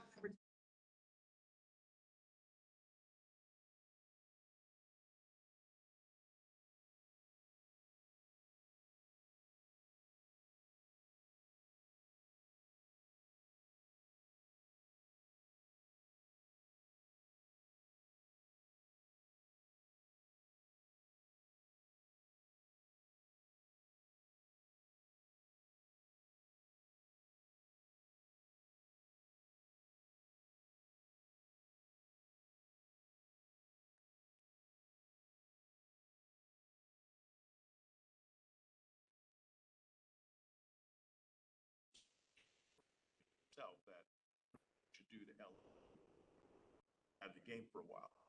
See why we should have any lesser public protection level. So listen, I work with Julie a long time. I think she's thought of these issues and that's why it's drafted this way. We're back in the same spot after Julie letting us know that information. So I think we should adopt it. And because this is a window we need to close sooner rather than later, I would think. I would think, but again, we just give advice, right? I understand. Juan, you mean Julie, I mean Christie, right? You mean Christie, Yeah. Just pretty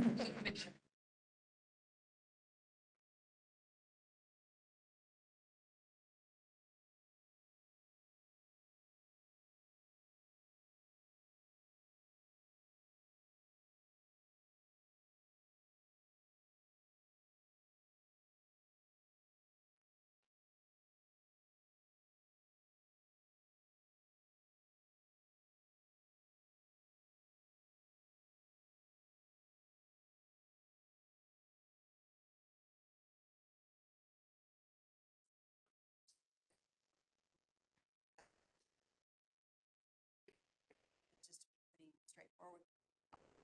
Because right, it's very statute what the rules are, other than the requirement. Exactly. So, I think that there is no legal authority to cap people right now, and the idea would be put that in here in the regulations so that people show competency after being out of practice for 5 years.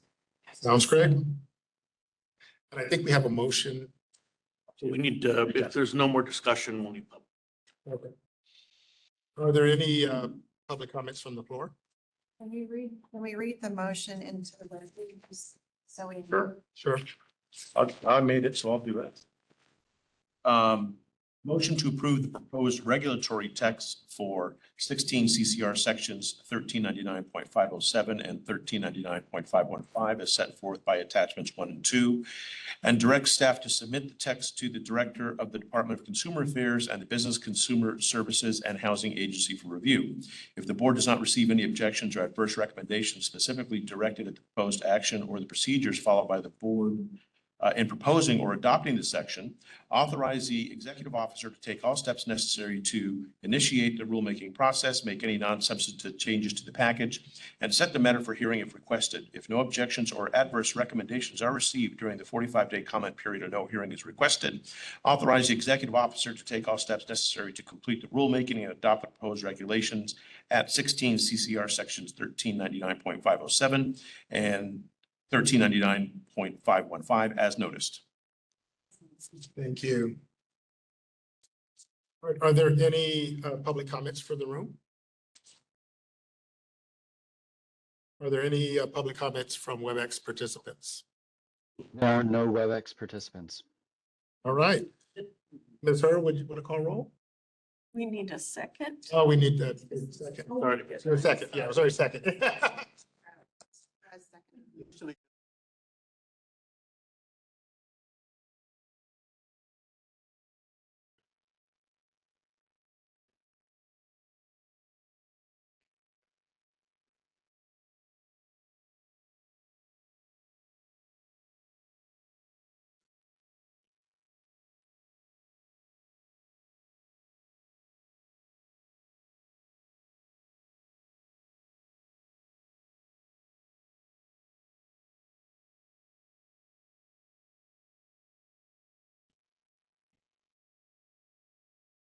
Motion is adopted. So so much. And then is there item? Is there item 15 as well? Yeah. Okay. Item number 15, a little background on this package. The Section 100 ruling is intended to address changes without regulatory effect and permits updating of existing regulations through a shorter procedure than what is required for a regular rulemaking. Because these non-substantive changes include amending the board's office address, amending the board's web guidelines, removing gendered language, and fees to reflect these statutory changes, Regulations Council and board staff believe proposed changes would qualify for this abbreviated California Code Regulations Section 100 rulemaking process. Board staff requests that the board review and consider the proposed regulatory changes in attachment 1 and the justification for those changes in attachment 2. If the board agrees that it should initiate the proposed Section 100 package to amend California Code of Regulations sections 139.501, 139.503, 139.514, 139.515, 139.522, 139.536, 139.546, 139.547, 139.550, 139.612, and 139.616, it should move to make that recommendation. We provided two motions. One is to be used if the board approves the proposed Section 100 package with no changes. And one is to be used with the changes. Christie, these are all basically grammatical number changes, couple of name changes here and there, correct? Yes, I mean, basically, we're updating it in these sections. One of the things we definitely wanted to bring forward was the changes to the statutory fees. So AB 1501 set everything at a minimum level, so we're just changing all of those fees to that minimum level, particularly the fee, to update that, so that, and the fee for the application, actually. So that went up under Assembly Bill 1501. We just wanted to make sure we got that in place so that your regulations are consistent with that statutory. So we just trying to clean up. Yeah. The work. Yeah. Yeah. As everybody knows, there's strikeout language and the new included, so it's pretty easy to track. So I'll make a motion to adopt, what is it, A? Motion A? Yes. Yeah. I'll second. All right, are there any comments from the floor? Public comments from the floor? Hearing none, are there any public comments on WebEx? There are no public comments on WebEx. So we have a first and second. So you want to call roll, please? Christie, do you want to read the motion? Fine. Yeah. Here we go. Fine.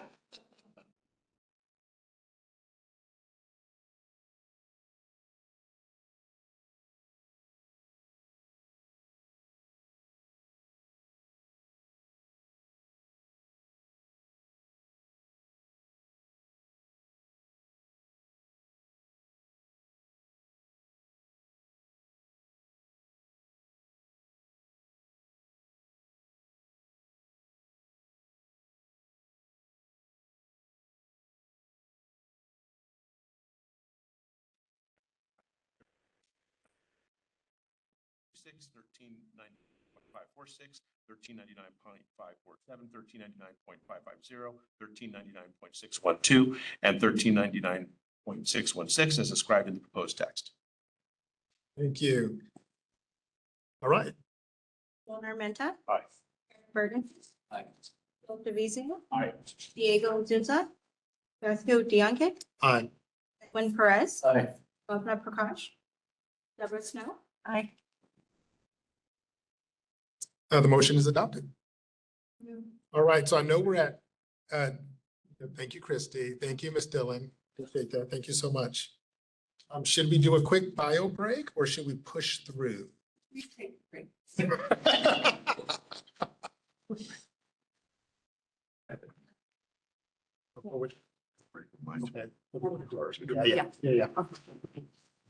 Yeah. Oh, yeah. All of that. Yeah. What? Sloshing around. You want to give a time?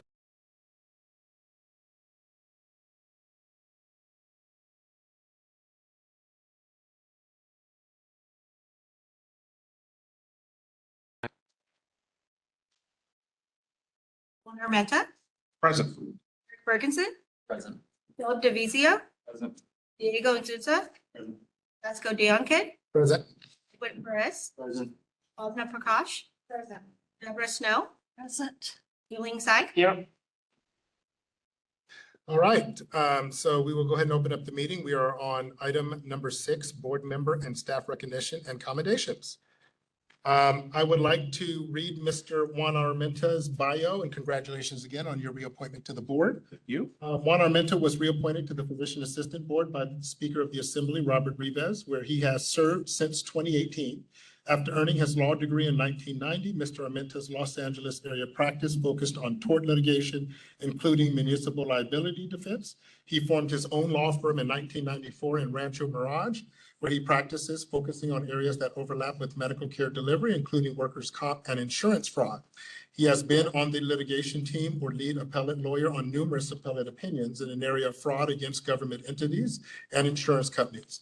Besides serving on the Physician Assistant Board, his other public service includes youth athletic coaching and sponsorships and service on various boards, including the water utility. Mr. Armenta has also lectured in mandatory continuing education classes for attorneys in the areas of workers' compensation and personal injury law. And with that, Mr. Armenta, I would like to administer the oath.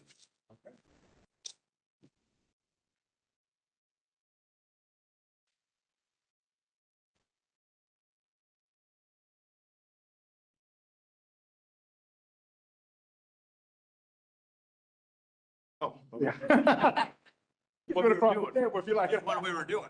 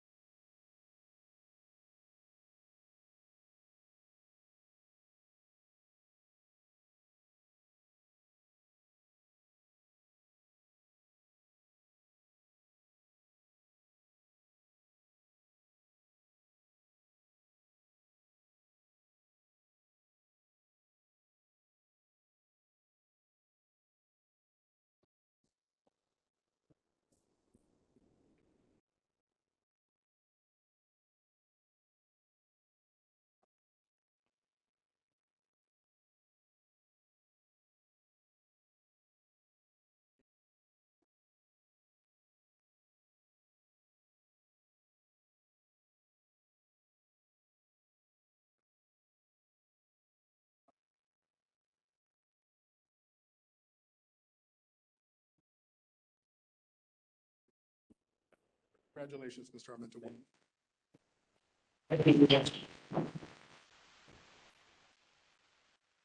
Stay there for Christine. Yes. Where is Christina? There.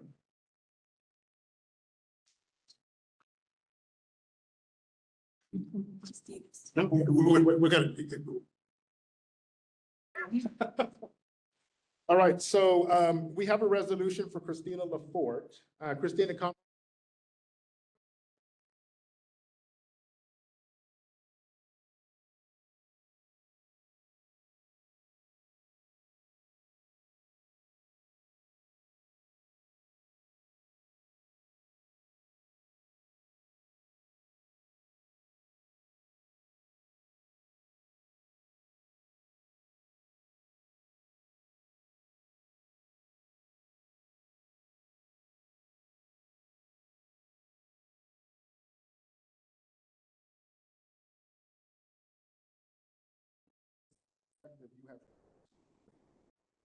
Wish you every success and happiness in the next chapter of your life. Please know that your presence, your leadership, and contributions will never be forgotten. You have left an enduring legacy here, and you will always be part of our family. God bless.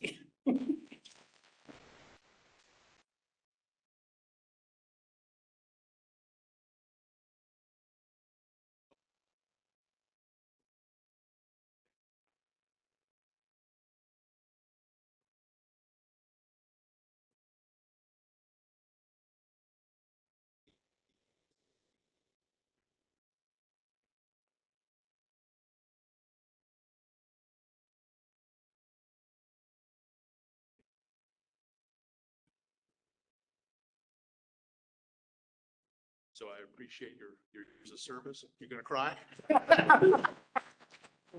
Yeah, look at the camera. Some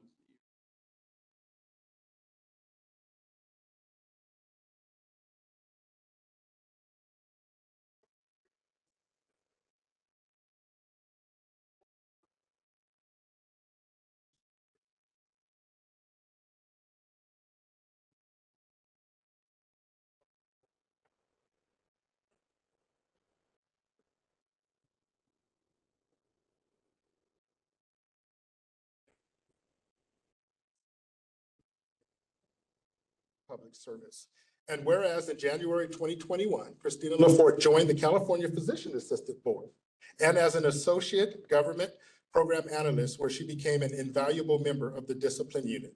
And whereas in her role as a discipline analyst, Christina LaForte ensured the cases were processed thoroughly and accurately, supporting the mission of the California Physician Assistant Board to protect California consumers and uphold the integrity of the professions. And whereas Christina LaForte dedications, professionalism, collaborative spirit, board stakeholders, setting a high standard for excellence in public service. And whereas Christina LaForte's retirement marks the conclusion of not only an accomplished career, but also the departure of a respected colleague whose presence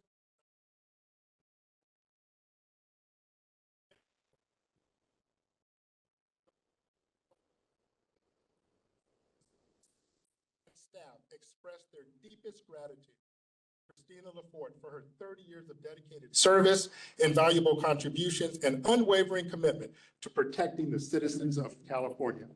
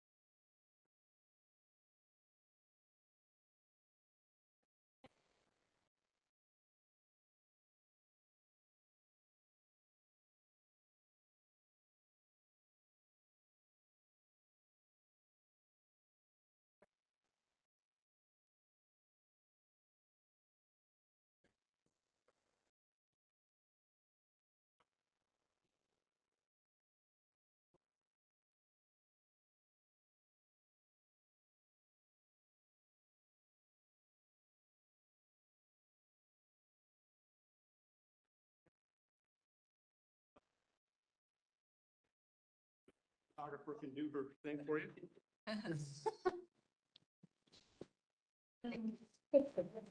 Are we taking in here? Yeah, come on in here in the well and. So do we have a future discipline analyst right there?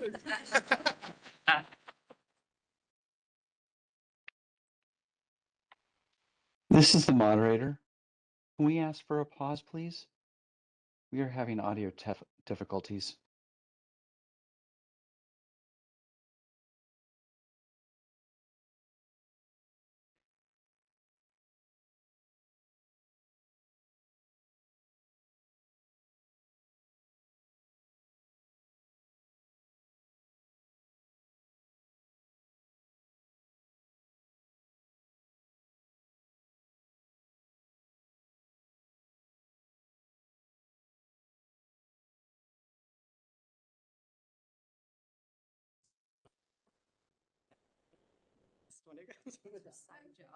It's her side job?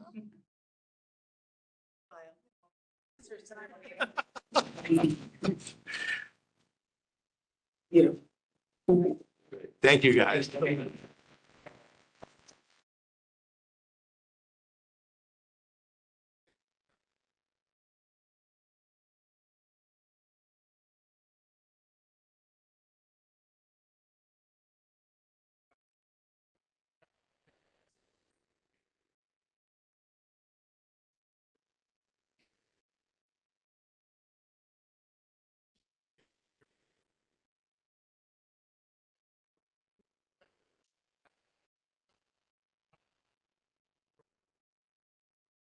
This is Christy from WebEx. Okay, do you have to leave? Okay. Item 10. Yep. I'm actually just going up because we're going to move them up. So item 10, DCA report.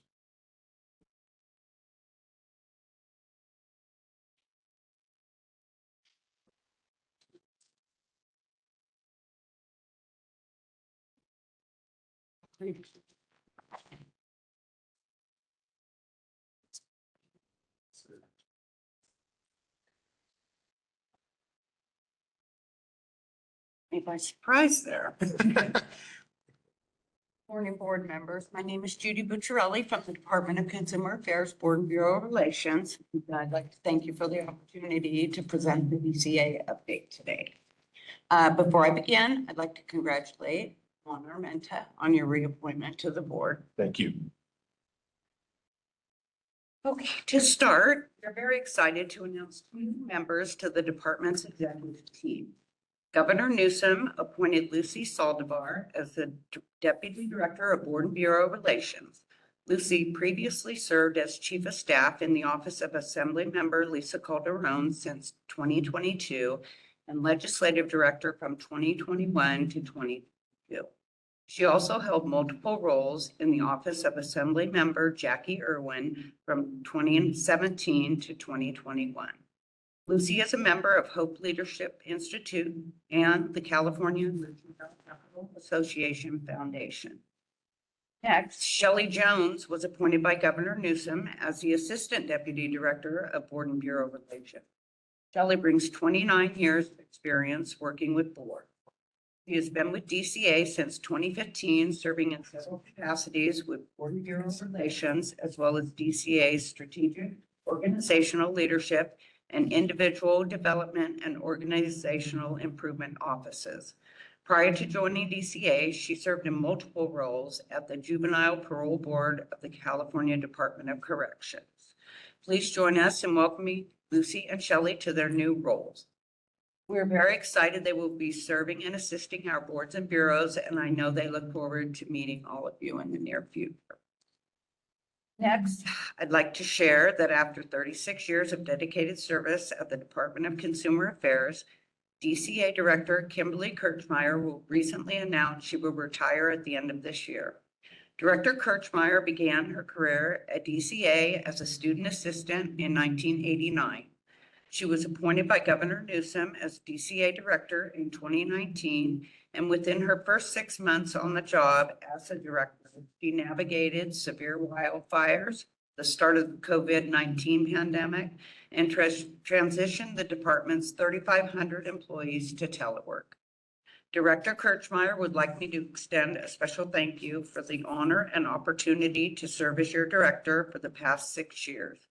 She would also like me to thank you for your continued hard work and dedication to the department, the state, and consumers of California. Your work is invaluable, impactful, and integral to DCA's mission of consumer protection, and she knows it will continue for years to come because of the extraordinary staff at DCA. Next, I have some information regarding 2 mandatory trainings. As you may remember, sexual harassment prevention training is mandated for completion within 30 days of your appointment to the board and every 2 years thereafter. On October 27th, DCA launched its new sexual harassment prevention training in the Learning Management System, also known as LMS. If you completed the 2024-2025 sexual harassment prevention training during the 24-25 calendar years, the new training will automatically be assigned to your LMS account 2 months before your 2-year mark. If you have not completed the 24-25 sexual harassment prevention training, the new version was already assigned to your LMS account on October 27th. We ask that you please log in and take this training as soon as possible. Going forward, the compliance deadline will either be 2 years from your last completion date for those that took the training, or by December 27th for those that did not.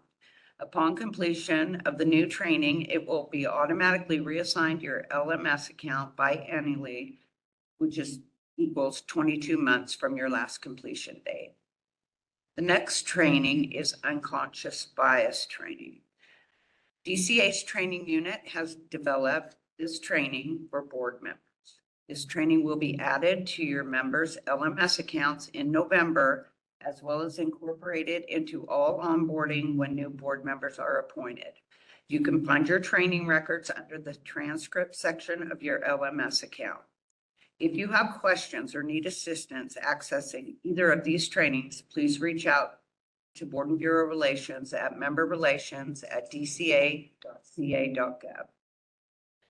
Next, every year through Our Promise California State Employees Charitable Campaign, state employees and board members have the opportunity to support the nonprofit causes they are passionate about through payroll giving or one-time donations. These contributions have a positive impact in our communities and is another way for DCA to show it cares for California. The campaign runs through December 31st, and DCA will be emailing information to board members this month. In the meantime, please contact Board and Bureau Relations with any questions or if you would like information on how to give. And this concludes the DCA update today. Again, thank you for the opportunity to join your meeting. And at this time, I'll turn the floor back to Board President Kidd, and I'd be happy to answer any questions from the board. Thank you so much for that excellent report. Are there any questions or concerns from board members?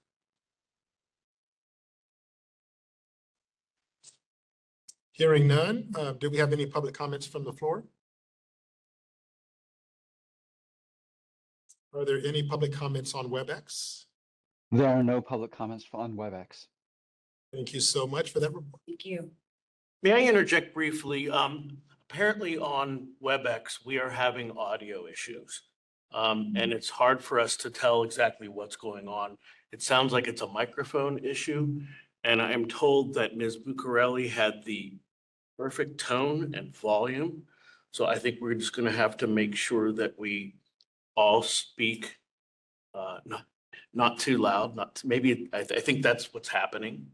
And that we all take turns speaking so we have a clear record. Yep. I don't think we need to stop at this point. There's no public online. Also, So we're overdriving the microphones? it sounds like it. Are those the microphones? Yeah, these are. I think we had a similar issue last year. Yeah, we did. That's why it sounds like a pot of whales. It does, yeah. And plus we have the background noise of vehicles, so I think all that's playing into it.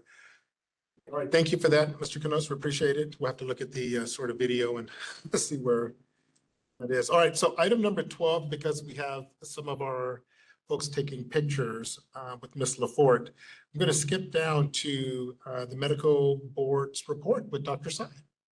Thank you, Mr. President. The Medical Board of California met on August 21st, 2025. We held our quarterly meeting in Sacramento. Some of the highlights from the meeting was the presentation on PACE. PACE is a physician assessment and clinical education course that disciplined physicians have to take. And so the board got an education on what that involves, psychological knowledge assessments, which was fascinating because we put licensees into PACE programs, and this allowed us to have an insight on what they actually go through.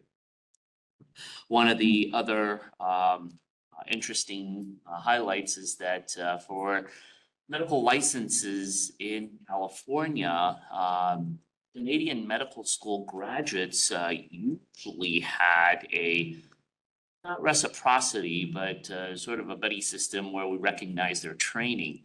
However, starting July 1st, 2025, they will have to go through the ECFMG licensing or certification exam in order to obtain a license here in the United States.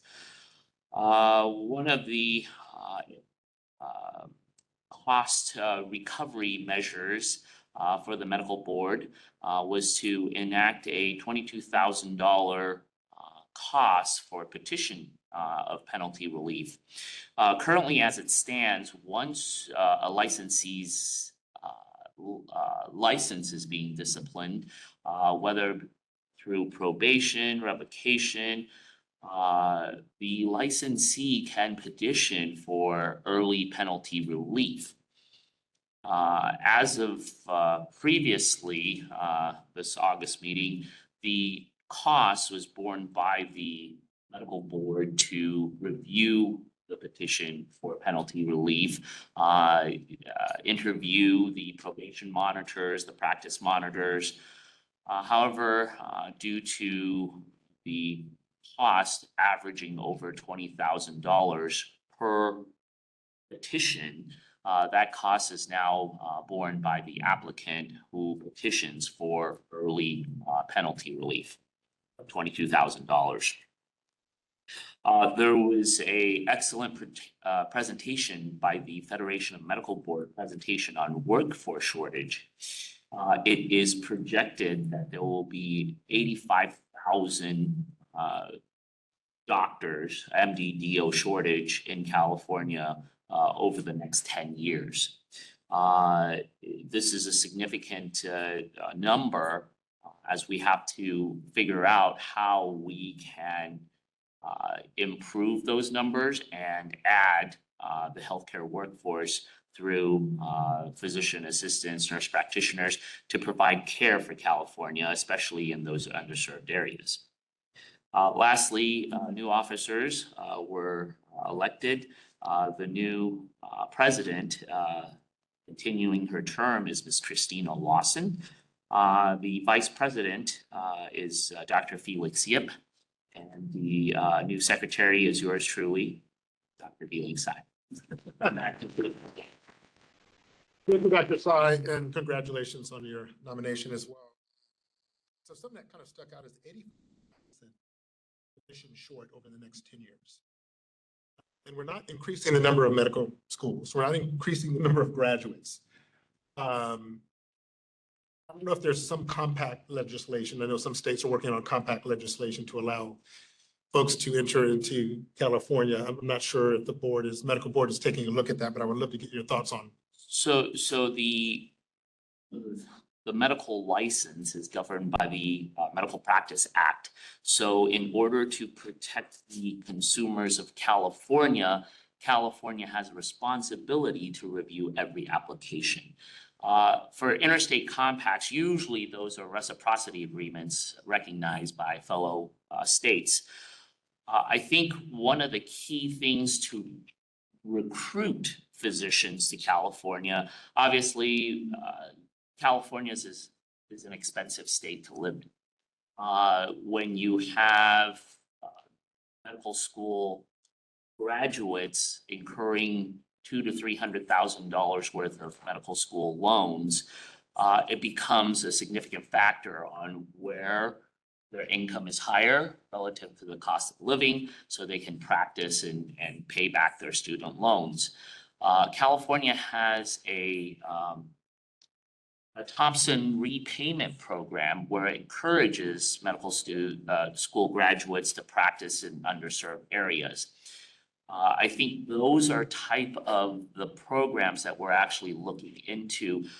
In Oregon, there's actually a tax credit for physicians practicing in underserved areas. Obviously, those are incentives that California has to look into in order to increase. And of course, through allied health professionals, because 85,000 physicians is not a number that we can just recruit from surrounding states. So with physician assistants, nurse practitioners, allied health professionals, we hope to, although there's going to be a shortage, hopefully not impact the quality of care in California for our Californians. And I appreciate that. And I absolutely underscore and agree with looking at advanced practice providers to fill those roles. And there's a lot of research and data to support that the care they provide is comparable to that is delivered by a physician. So I think certainly some opportunity there, and 85,000 is a big deficit to overcome, but we have a lot more folks graduating from PA and NP programs that can fill that gap. Just one last question. Out of the 85,000, what is the impact of primary care? I think there's, the impact will be most felt in rural underserved areas. Big cities, you know, you trip over doctors walking down the street. But in rural areas, Northern California, Central Valley, those are the areas that are in desperate need of physicians. And I think that's where another outreach is to recruit, not so much recruit doctors, but to recruit people in the community to go into healthcare. If you're born and raised in Bakersfield, California, if you go into healthcare, hopefully you just come back to your community and serve that community. And that's one of the goals, is not only just to increase the number of physicians, but start at the grassroots to recruit people from the communities to go into medicine. Absolutely. Thank you, Dr. Sy. Appreciate that report. Any additional questions from the board members? 500 or 85,000? 5,000. 1,000. Yeah. So that's interesting. So I think it was last year, I was invited to a meeting with a couple of doctors, including the founder or dean or whatever we want to call it, the UCR Medical School. And this was led by Congressman Dr. Ruiz, who is obviously very interested in this area. And they said something that kind of ties on what you said, that the locality of your medical school kind of dictates your geographic region where you end up. So that's why I know they were pushing hard to start UCR Medical, and they're also exploring different medical school models to make the entry into medicine. What is the board doing in those respects? Well, I think there's a lot of, there's a pilot program, the Mexico Physician Pilot Program, as the underserved area are the priority. And there's actually, over the last 5 years now, we have a group of physicians from Mexico. Because of their training and whatnot, the board has to approve their special license. And they are serving in those underserved communities. The program has a set finite time because it's a pilot program. So it's 5 years. They're here. They work and live in those communities. Merced, Bakersfield, Fresno, all the Central Valley areas. And so the board is trying to figure out how we can not only recruit from within California, United States, but also bring in medical graduates from the world in order to practice. Because 85,000 healthcare professionals, not a small number. And so I think the medical board, obviously we have to do everything within the Medical Practice Act.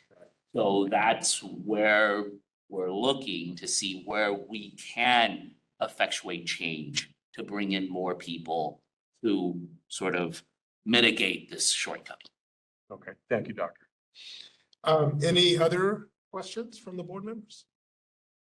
All right, thank you again, Dr. Sy, for that. Any questions from the floor? Hearing none. Any questions or public comments from WebEx? No request from WebEx. Do we have anyone on WebEx, just for my information? No. Okay. Thank you again, Dr. Sy. All right, so we're going to circle back. And I think it looks like we have everyone in the room. We can go ahead and, okay. So we're now going to circle back to board activity reports. That's going to be Caldwell, Serrano, Gerard. And we'll start with licensing.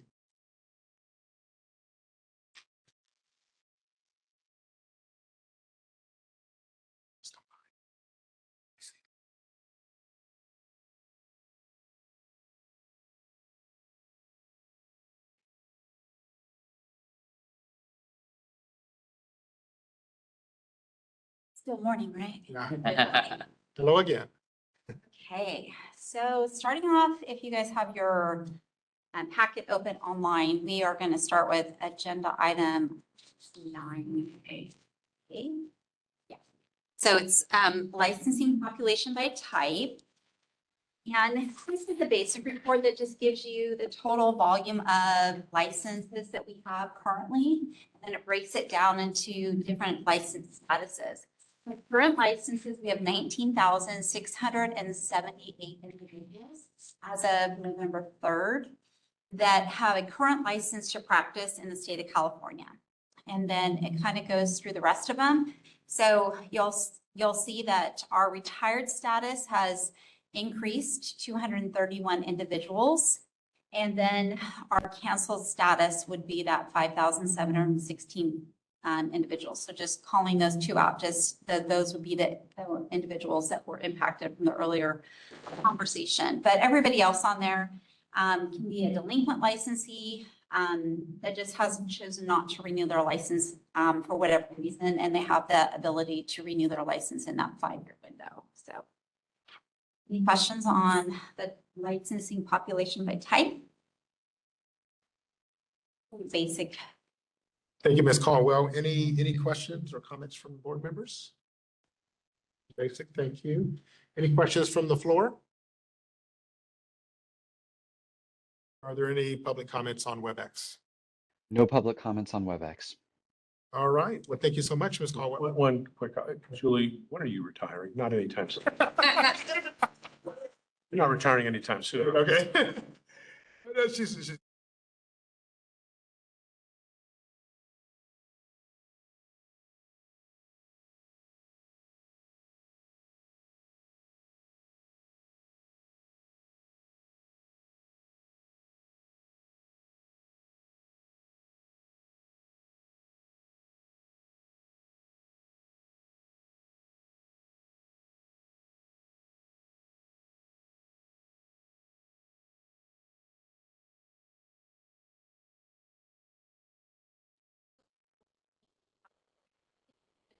Apply for license from July 1st, 2025 through September 30th of 2025. How many have applied, how many people we've issued a license to, and then on average, how many licensees are renewing each quarter. So within that month.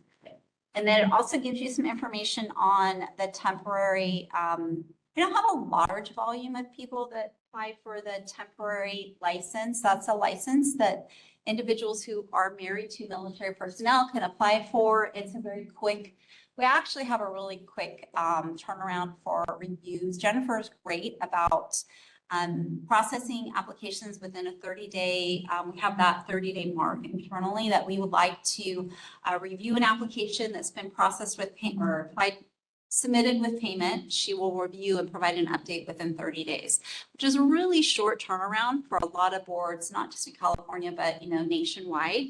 And then if they have all of their information in-house, and they can start requesting that verification. A lot of the times it's a new student or a student who won't have access to like the program certification or the PANCE score, but they can start doing their background check. They can do a verification if they have like a CNA, phlebotomist, any type of those healthcare related certificates. Those can come in-house. So they usually get licensed, a student that's newly graduated within 30 to 45 days, unless they've requested to wait for full licensure for their birth month. And that's an option they have. But it's a pretty quick turnaround. I would say the most common reasons for, and Jennifer can correct me if I'm wrong, are still us having an issue with getting a verification from another state, or their background check is rejected by the Department of Justice or FBI due to the quality of the impressions, and we have to submit a second card, or they might have to be rescanned. But typically, everything else goes pretty smooth. So, any questions on the summary of licensing activity? So then you have the pending application workload. So this kind of gives you a glimpse on how many applications you have in-house. So at the time that this ran, we had about 419 applications that were in the system. And we do have a different aging process. So we have applications that are submitted and haven't been assigned. And then once they're assigned, then the application desk age starts. And that doesn't necessarily mean a bad thing when you see the red or the orange on those desk age or application age. Again, they're getting reviewed within that 30-day window, and they're hanging out for that length of time because we haven't received all of the required documentation. So it's really up to them to be as responsible as they want to be in order to get their license issued as quickly as they need it. So that is the application. That's the pending application workload. And then the last one just shows you again that we're meeting that 30-day timeline that we set internally to provide them with a review from the time that they apply to the time that they get that first review. So we did have a fee increase that went into place October 1st. So it increased our initial licensing fee. And then we have a couple more fees that are going in place in January. They're going in place in January. Awesome. Thank you so much for that awesome report. We appreciate it. Thank you, Ms. Caldwell. Do we have any public comments from the floor? Are there any public comments on WebEx? No public comments from WebEx. Thank you so much. We'll move to letter B, which is complaints. Ms. Serrano.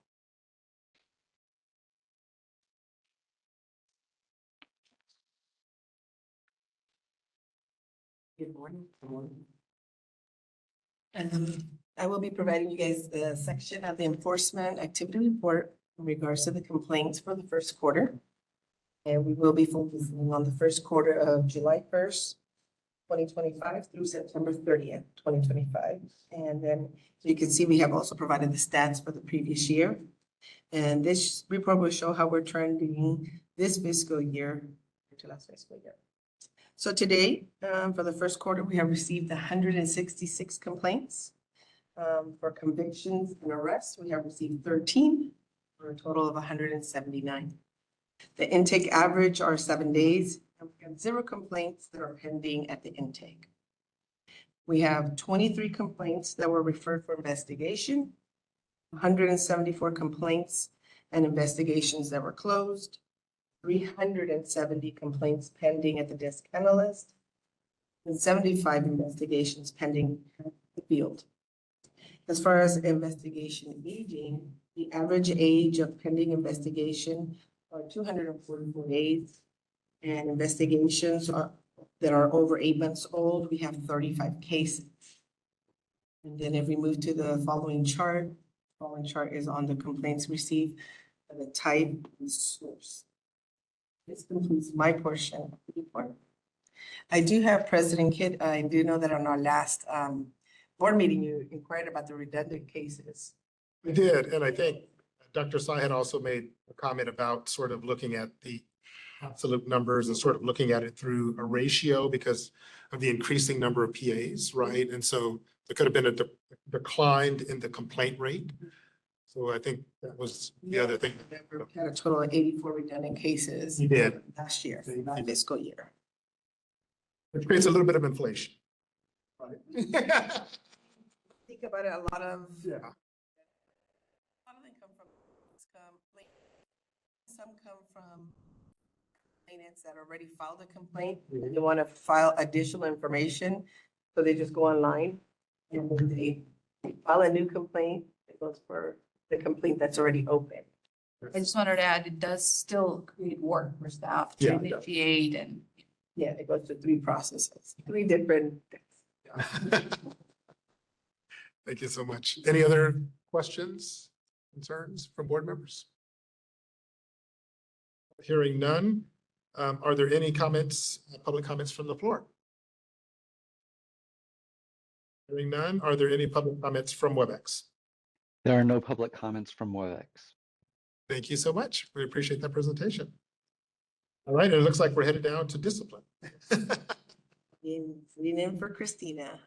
The discipline. Right. So this report will cover again the first quarter, which is for 2025, July 1st through September 30th. So I'll start with the suspensions. In this quarter, there were no suspensions issued. For the Office of the Attorney General transmittal, there were 9 cases that were transmitted to the AGs. There are currently 37 cases pending at the Attorney General's, and the average age of the pending cases is 272 days. For formal accusations, 5 accusations were filed, and 1 petition to compel physical or psychiatric exam was filed. For administrative outcomes, during this quarter, 1 licensee placed on probation, 1 public reproval was issued, 1 license was revoked, and 2 licenses were surrendered. For citation and fine, 21 citations were issued, 9 citations were resolved, and there are currently 21 pending citation cases. In this quarter, the fines issued totaled $7,000, and the fines received were $3,250. So much. That concludes the discipline part. Thank you so much. Any questions from board members? Hearing none, any questions from the floor? Hearing none, any questions or public comments from? None from WebEx. Right, thank you so much. Thank you. Ms. Gerard, you're going to be covering probation and diversion.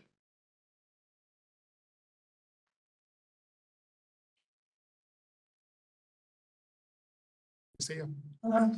Congratulations, doctor, and congratulations, sir. Oh, thank you. So basically, we had 1 person enter probation in September and 1 person surrendered their license. I'm holding 38 probationers. That was my weakness. All right, that's a very concise and succinct report.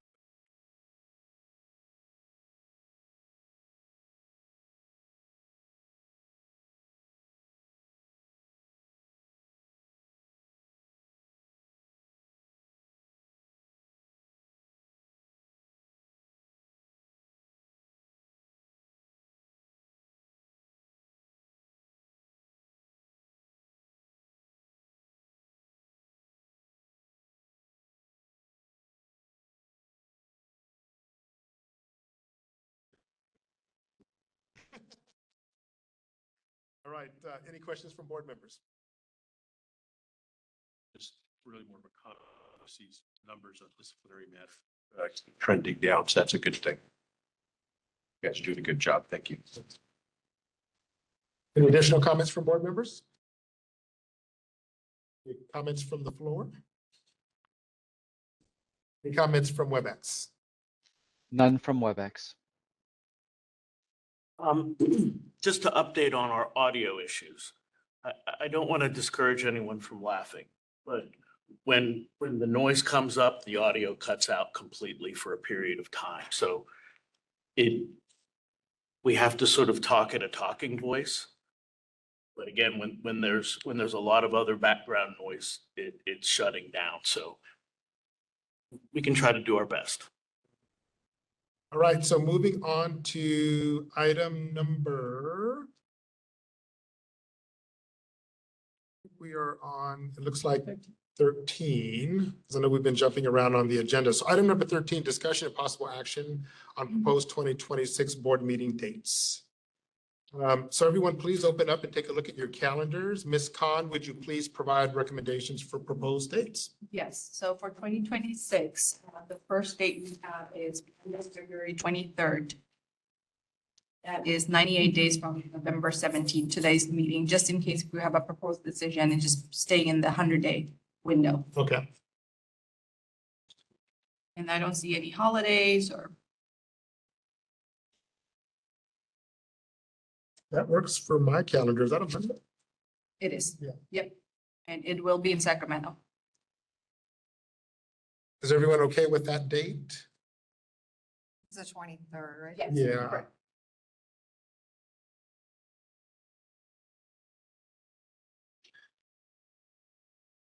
And this one is Monday, May 18th, 84 days from the February 3rd meeting. Holidays that week.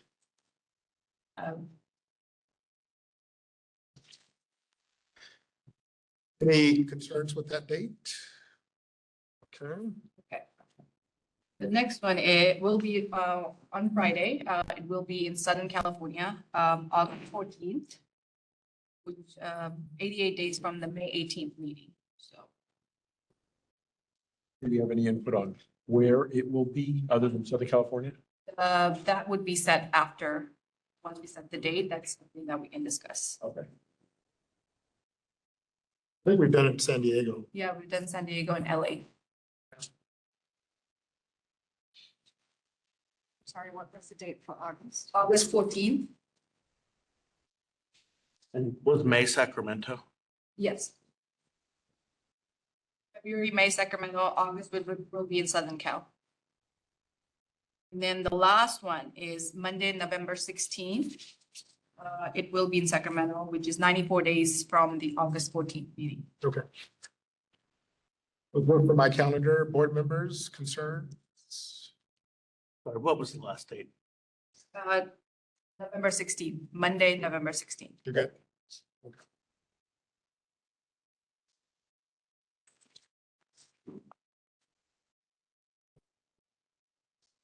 So any concerns with those dates? Looks like we got all four of those dates plugged into the calendar. All right. Do we have any public comments from the floor? And are there any public comments on WebEx? There are no public comments on WebEx. All right, thank you so much. It looks like we're gonna, Do you want a motion to approve the dates? We can do that at this time. okay. Would someone like to make a motion to approve the 2026 proposed dates? Okay, second. Thank you. Sir, you want to call roll? Or do we need to call roll for that? Oh, we just took public comment. We're fine with that. We don't have any public anyways. Okay, so we're, Let's keep going. okay, we'll keep going. Okay. All right, We need to take the we do, yeah. Juan Armenta. Aye. Eric Bergensen. Aye. Philip Diego Insunza. Vasco Diankit. Aye. Gwen Perez. Aye. Alvin Prakash. Aye. Deborah Snow. Aye. All right, motion is adopted. Thank you. All right, so moving on, we have item number 16, regulations update on pending regulatory package. Ms. Dillon.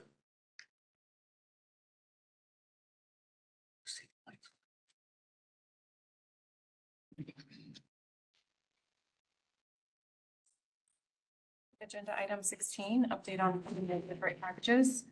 The first package was SB 697, license renewal and continuing medical education required. Legislature has included amendments to Business and Professions Code Section 3523, AB 1501, and the bill has been chaptered with an effective date of January 2026. Staff will be working on the proposed text for board approval at the next board meeting. The next package listed is SB 697, application exam scores, addresses, and records. The board reviewed and adopted the proposed revised regulatory language to continue the rulemaking process at the August 15th, 2025 board meeting. Staff is working on finalizing the initial documents with regulations and refiling the notice with the Office of Administrative Law in the coming months. The next package listed is AB 2461, retired status updates and returned fingerprint requirement. The board will be to adopt the proposed regulatory language to initiate the rulemaking process at the April 21st, 2025 board meeting. And the board is being asked to review and adopt proposed revised regulatory language to continue the rulemaking process. The next package listed is TD 1441, implement uniform standards related to substance abusing licensees and update of disciplinary guidelines. Staff is working on the proposed language for board approval next calendar year. Next package listed is initial license fee. This proposal increase the initial license fee to $250 to cover operational costs, including marketing applications, maintaining licensing systems, and ensuring compliance with regulatory standards. The package was filed with the Secretary of State on August 4th, 2025, and became effective on October 1st, 2025. And finally, the last package is the Section 100 technical cleanup and statutory fee changes. This package would clean up regulatory language for consistency. These changes would not be substantive and can be done through a Section 100 rulemaking process. These changes would include updating the board's business to reflect the current suite number, removing reference to the Medical Board of California, removing gendered language, updating the board's website to reflect its current website, and updating fees that were increased through the passage of the board's sunset bill. That concludes the update. Thank you so much, Ms. Dillon. Are there any questions from board members? All right, any questions or comments from the floor? Hearing none, any questions or public comments from WebEx? There are none from WebEx. All right, thank you so much. And Ms. Dillon, I'm just going to have you go ahead and just stay here. We'll skip down to item number 18. And then I'll circle back to item number 17. So we'll have you do the report by the Legislative and Regulatory Affairs Committee. And there's some bills that you're going to be discussing with us. First bill listed is AB 447, emergency medication prescriptions. This bill allows a prescriber to dispense an unused quantity of a dangerous drug acquired by a hospital pharmacy to an emergency patient when they are discharged. The drug was administered from single patient use, multi-dose packaging, and can be self-administered by the patient. This bill was approved by the governor and will be effective January 1, 2026. Would you like me to continue through the rest of the bills or? Yeah, and I think we took a support position on that. Yes, up to April 21st, 2020. Moving on to the next bill, AB 489, Healthcare Professions, Deceptive Terms or Letters, Artificial Intelligence. This bill prohibits the use of specific terms, letters, or phrases that are reserved for licensees in the Healing Arts Practice Acts and the advertising or functionality of artificial intelligence systems. Healing Arts boards within the Department of Consumer Affairs may pursue an injunction, restraining order, or other remedies such as an administrative action against a person or entity who develops or deploys such a system. This bill was also passed and will be effective January 1, 2026. The next bill listed is AB 742, Department of Consumer Affairs, licensing applicants for descendants of slaves. This bill would require certain boards to expedite applications for applicants seeking licensure for descendants of American slaves once a process to certify descendants of American slaves is implemented as specified. And this bill was actually vetoed by the governor. And the next bill listed is AB 1501. This is the board sunset bill, which we are familiar with, and it was approved by the governor to be effective January 1, 2026. And the next bill is SB 470, Bagley-Keene Open Act Teleconferencing. This bill extends until January 1, 2030, the sunset date for certain provisions relating to under the Bagley-Keene Open Act. This allows boards and bureaus to continue teleconference board and advisory committee meetings, provided that specified physical location requirements are met. This bill was approved and will also be effective January 1, 2026. And finally, SB 641, Department of Consumer Affairs and Department of Real Estate, States of Emergency Waivers and Exemptions. This bill would have authorized boards under the jurisdiction of the Department of Consumer Affairs to waive the application of certain provisions of the licensure requirements that the board or department is charged with enforcing for licensees and applicants impacted by a declared federal, state, or local emergency or whose home or business is located in a declared disaster area. And this bill was actually vetoed by the governor and will not be there. All right, thank you, Ms. Dillon. Really appreciate that synopsis. Are there any comments from board members? Do we have any public comments on the floor? Are there any public comments on WebEx? There are no public comments from WebEx. Thank you so much, Ms. Dillon. Really appreciate that. We're going to circle back to item number 17, which is the Physician Assistant Education Workforce Development Review Committee. We'll provide an update on education programs and applicants in California. There's a total number of accredited programs in the United States stands at 321. The total number of accredited PA programs in California remains at 20. I'm happy to report that no PA programs in California are currently on probation. The number of provisionally accredited programs remains at 6, and the number of developing programs is 3. The geographic distribution of PA programs shows that 15 are located within Los Angeles, San Diego, and Inland Empire areas. 4 programs are in the Bay Area, and 1 is in Sacramento, and none, excuse me, actually 1 is in Sacramento area. There are no programs in the Central Coast. which remains a healthcare desert. The current annual capacity for all 20 programs is 1,029 students with an average of 51 students per cohort. And this concludes my report. Are there any questions from board members? There's a shortage of physicians that we're anticipating, especially in the Central Valley area. Kind of interesting to see that the PA program is also seeing quite a shortage in, universities or schools offering, and that remains a healthcare desert even for us, unless we, some sort of incentive for physician assistants to return back into their communities. Yeah, so that's a great comment. And I think, so we are starting to see a slight uptick in the number of PA programs. There is a development of 3 more programs. Cal State University, San Bernardino, unfortunately did not achieve provisional accreditation, but there's 3 other programs in the pipeline. So we expect to see more graduates. On average, programs are starting anywhere between 40 to 50 students per cohort, which would create sort of a distribution pipeline into the workforce. But your point is well taken. Sort of in those healthcare deserts, there is no PA program development and there's no PA program. There are really no PA applicants repatriating back into those areas after they finish PA school. So we're seeing a heavy distribution of PAs in the metropolitan areas and in some rural communities. But you're right, we need more incentives to really draw them there.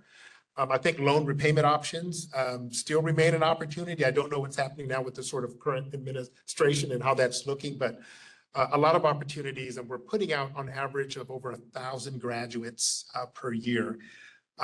We have, I think, 19,000 registered licensees here, so we're the 2nd largest state of PAs in the country. And I hope that grows because even with that number, we don't have enough PAs to meet the healthcare deficit, as you point out. Any other comments? Any comments from the floor?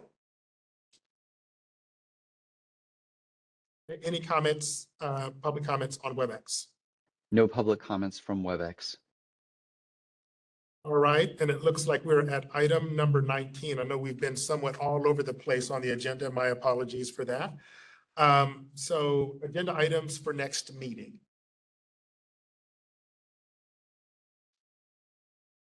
Okay, hearing none. Any comments from the floor? And any comments from WebEx participants? There are no WebEx participants. Okay. Item number 20, closed session. Although there are no cases to review, if I'm correct, there is one item, the executive officer review, which will be conducted in closed session. This will conclude and adjourn the public portion of the meeting, and the closed session will not be webcast. Thank you, everyone, for your attendance and engagement during this board meeting. It is greatly appreciated. Thank you so much.